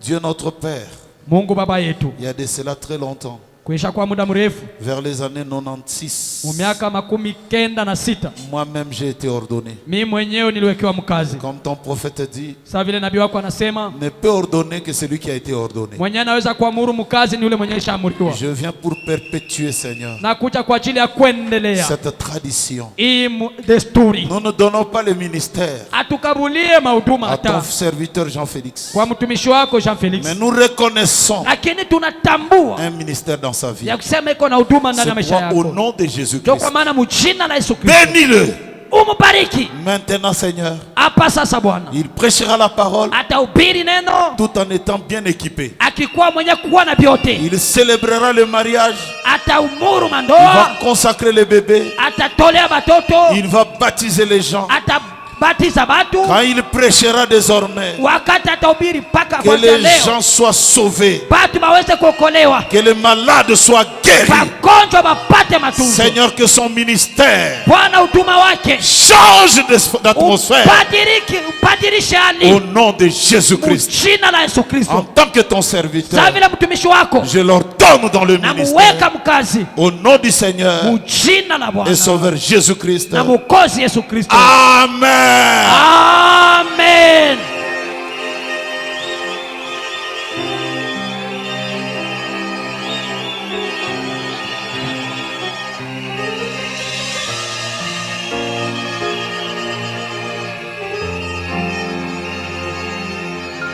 D'habitude, Mudesturi, quand j'ordonne quelqu'un, wakati niko naweka mtu mkazi, prends la première licence. beba lisansi yako ya kwanza, C'est la Bible. ni Biblia. Et la deuxième, Ya pili c'est ce papier ici. ni kartasi, C'est la licence. hiyo inakuwa lisansi. Frère Branham m'a donné. Ndugu Branham alikabula, C'est quelque chose ni kitu qui te permettra de servir Dieu yenye itakusaidia kutumikia Mungu calmement. kimya. Tu pourras montrer ça aux autorités. Utaweza kuonesha hayo kubatu bakubwa, Et tu trouveras ici les citations na pale utakuta maandiko qui parlent de ce papier. yenye nasema kuhusu hii Que Dieu karatasi. te bénisse richement. Mungu akubariki kabisa. Et ici, Na hapa je te donne aussi nakupatishia hii. les cartes missionnaires. Hii inakuwa karte ya kimisionari. Partout tu vas voyager, Fasi yote utaenda, tu montreras cette carte utaonesha hii à makarte toutes les églises. kwa makanisa yote. Quand on te demandera Wakati batakuuliza qui t'a ordonné, nani alikuweka tu mkazi, diras l'ancien Lifoko. utasema mzee Lifoko. Amen. Amina. Mes amis Barafiki yangu deviennent tes amis. banakuwa barafiki yako, Mes enfants batoto bangu deviennent tes enfants. banakuwa batoto bako. Je voulais aussi honorer quelqu'un. Nilipendelea kuheshimisha mtu. C'est Madame Jean-Félix. Inakuwa ni bibi wa Jean Felix. Elle est où? Anakuwa wapi? Qu'elle vienne. Aweze kuja.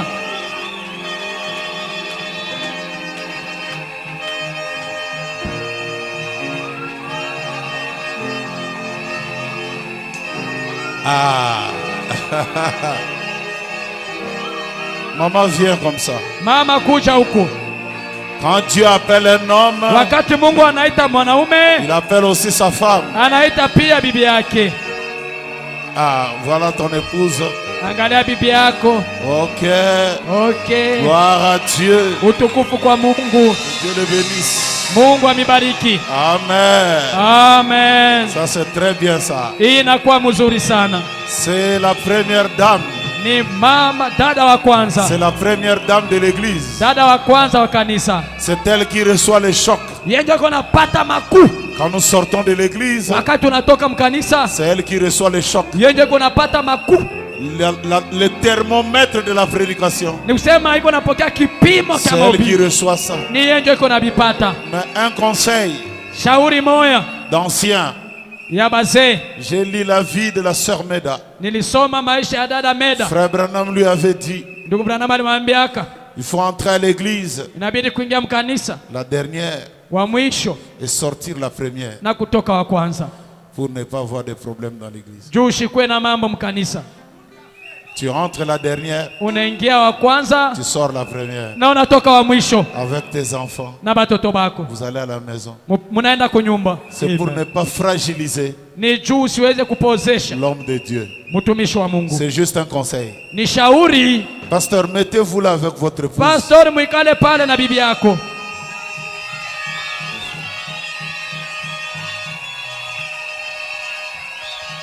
Des hommes de Dieu, Batumishi ya vous Mungu, pouvez passer pour le saluer mnaweza kupita kwa ajili ya kubalamukia et féliciter votre frère. na kuweza kumfelicite ndugu yenu. Alléluia. Amen.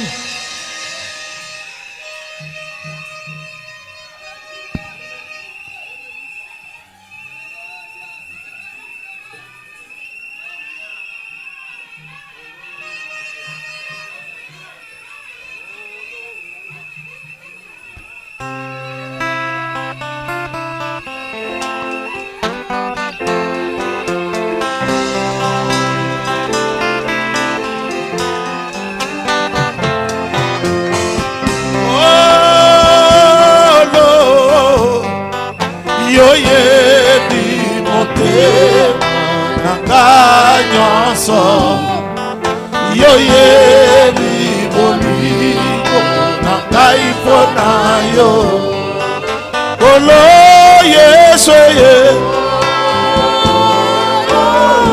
Asia ye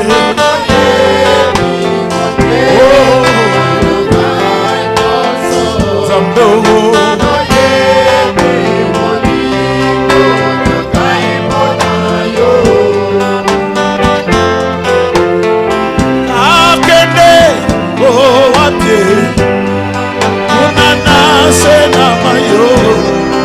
Yesu yo jalie koleka mapata Yesu takona yo aina tele kwa ti Yesu yo zabe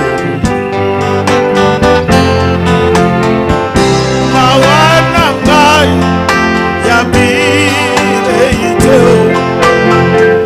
mawana ngai ya bo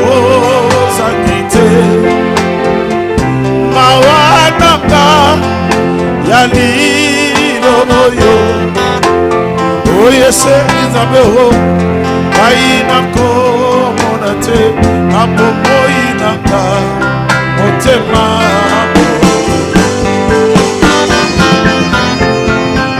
L'amour de Dieu projeté vers mon être A donné un sauveur puissant vainqueur Jésus-Christ, agneau immortel. L'amour de Dieu projeté vers mon être a donné une expiation pour mes maladies, pour mes péchés en Jésus-Christ.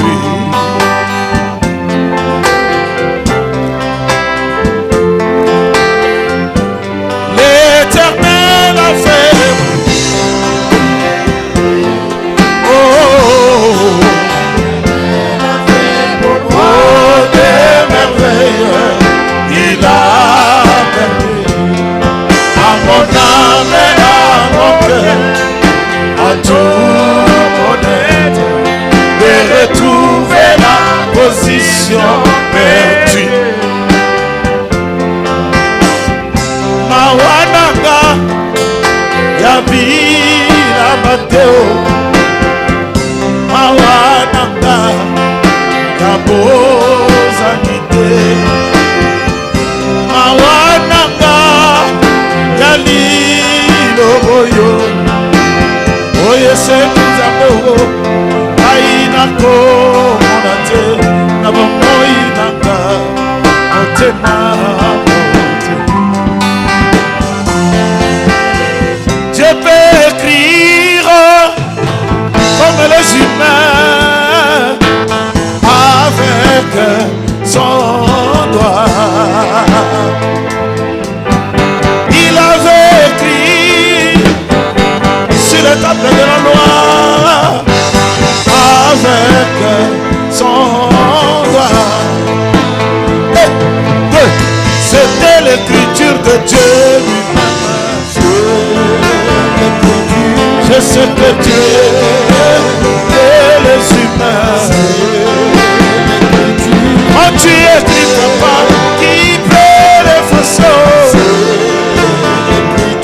écrit Saint l'Éternel.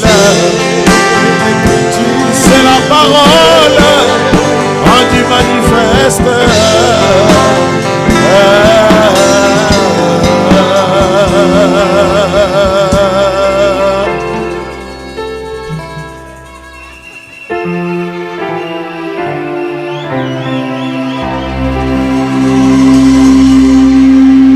Pourquoi il a laissé tout ce grand de ce monde?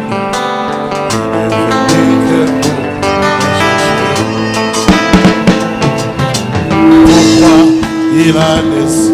Va vite. Va vite. Mais pourquoi seulement? Mais pourquoi seulement moi? Voilà Voilà le pourquoi il m'a aimé par sa grâce. Il m'a élu dans son amour. Il m'a chuchoté à l'oreille. Il revient bientôt Jésus. Et dans tout il m'a dit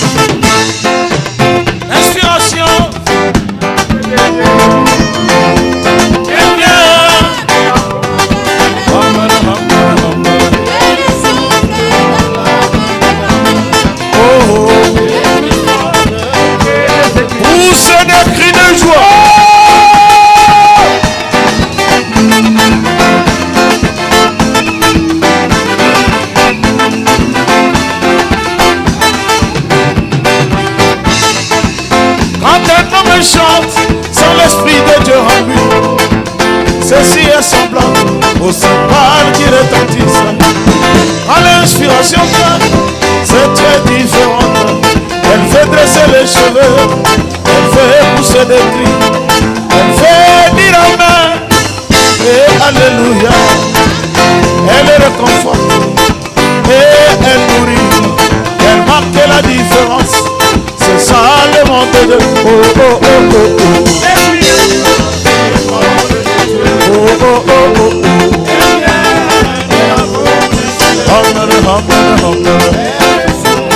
Dans l'âme de l'homme, elle est plus forte que les Écritures.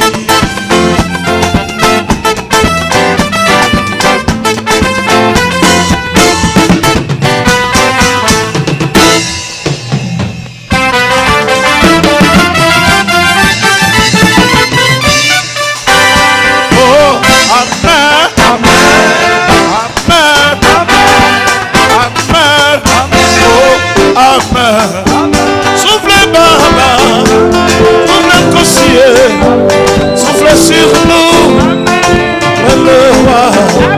Soufflez, soufflez, soufflez, soufflez, oh Bayete, Amen.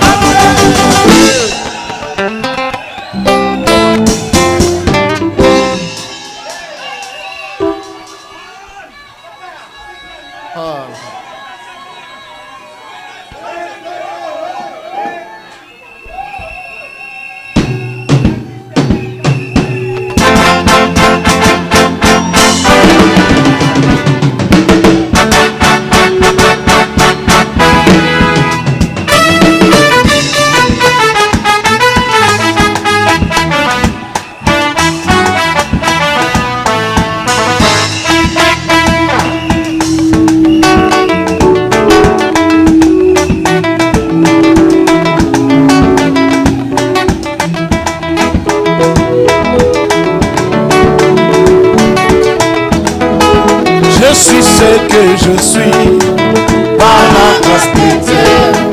Je suis ce que je suis par la grâce de Dieu. 1, 2, 3, par la grâce de Dieu.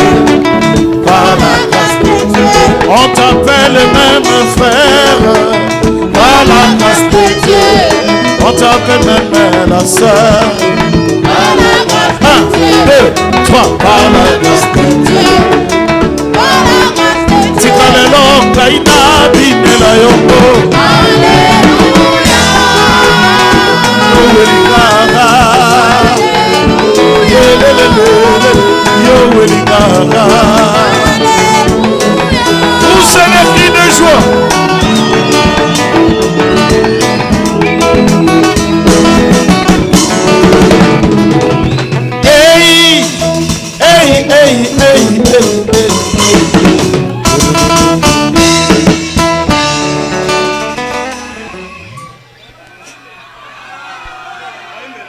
Je suis fatigué.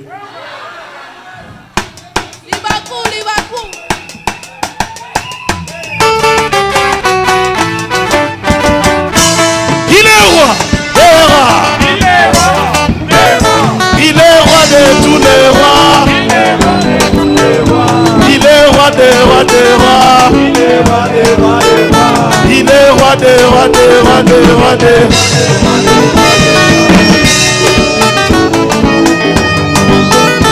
Akelaki na libana na pepo. Otala bato ya mokili oyo. Ndenge bazalaki koyembela mokonzi na bango. Ete bayebaki na nsima na malina. Nakozwa makabo mpe papa mingi ye. Bayembelaka mokonzi ndenge nini. Binelaka mokonzi ndenge nini. Yambaka mobali ndenge nini. Oyo ye asali mpona mo. Oyo ye akufeli ngai yo. Oyo ye asali ngai nakoma boye. Ebongo ngai yo nasote te. Sote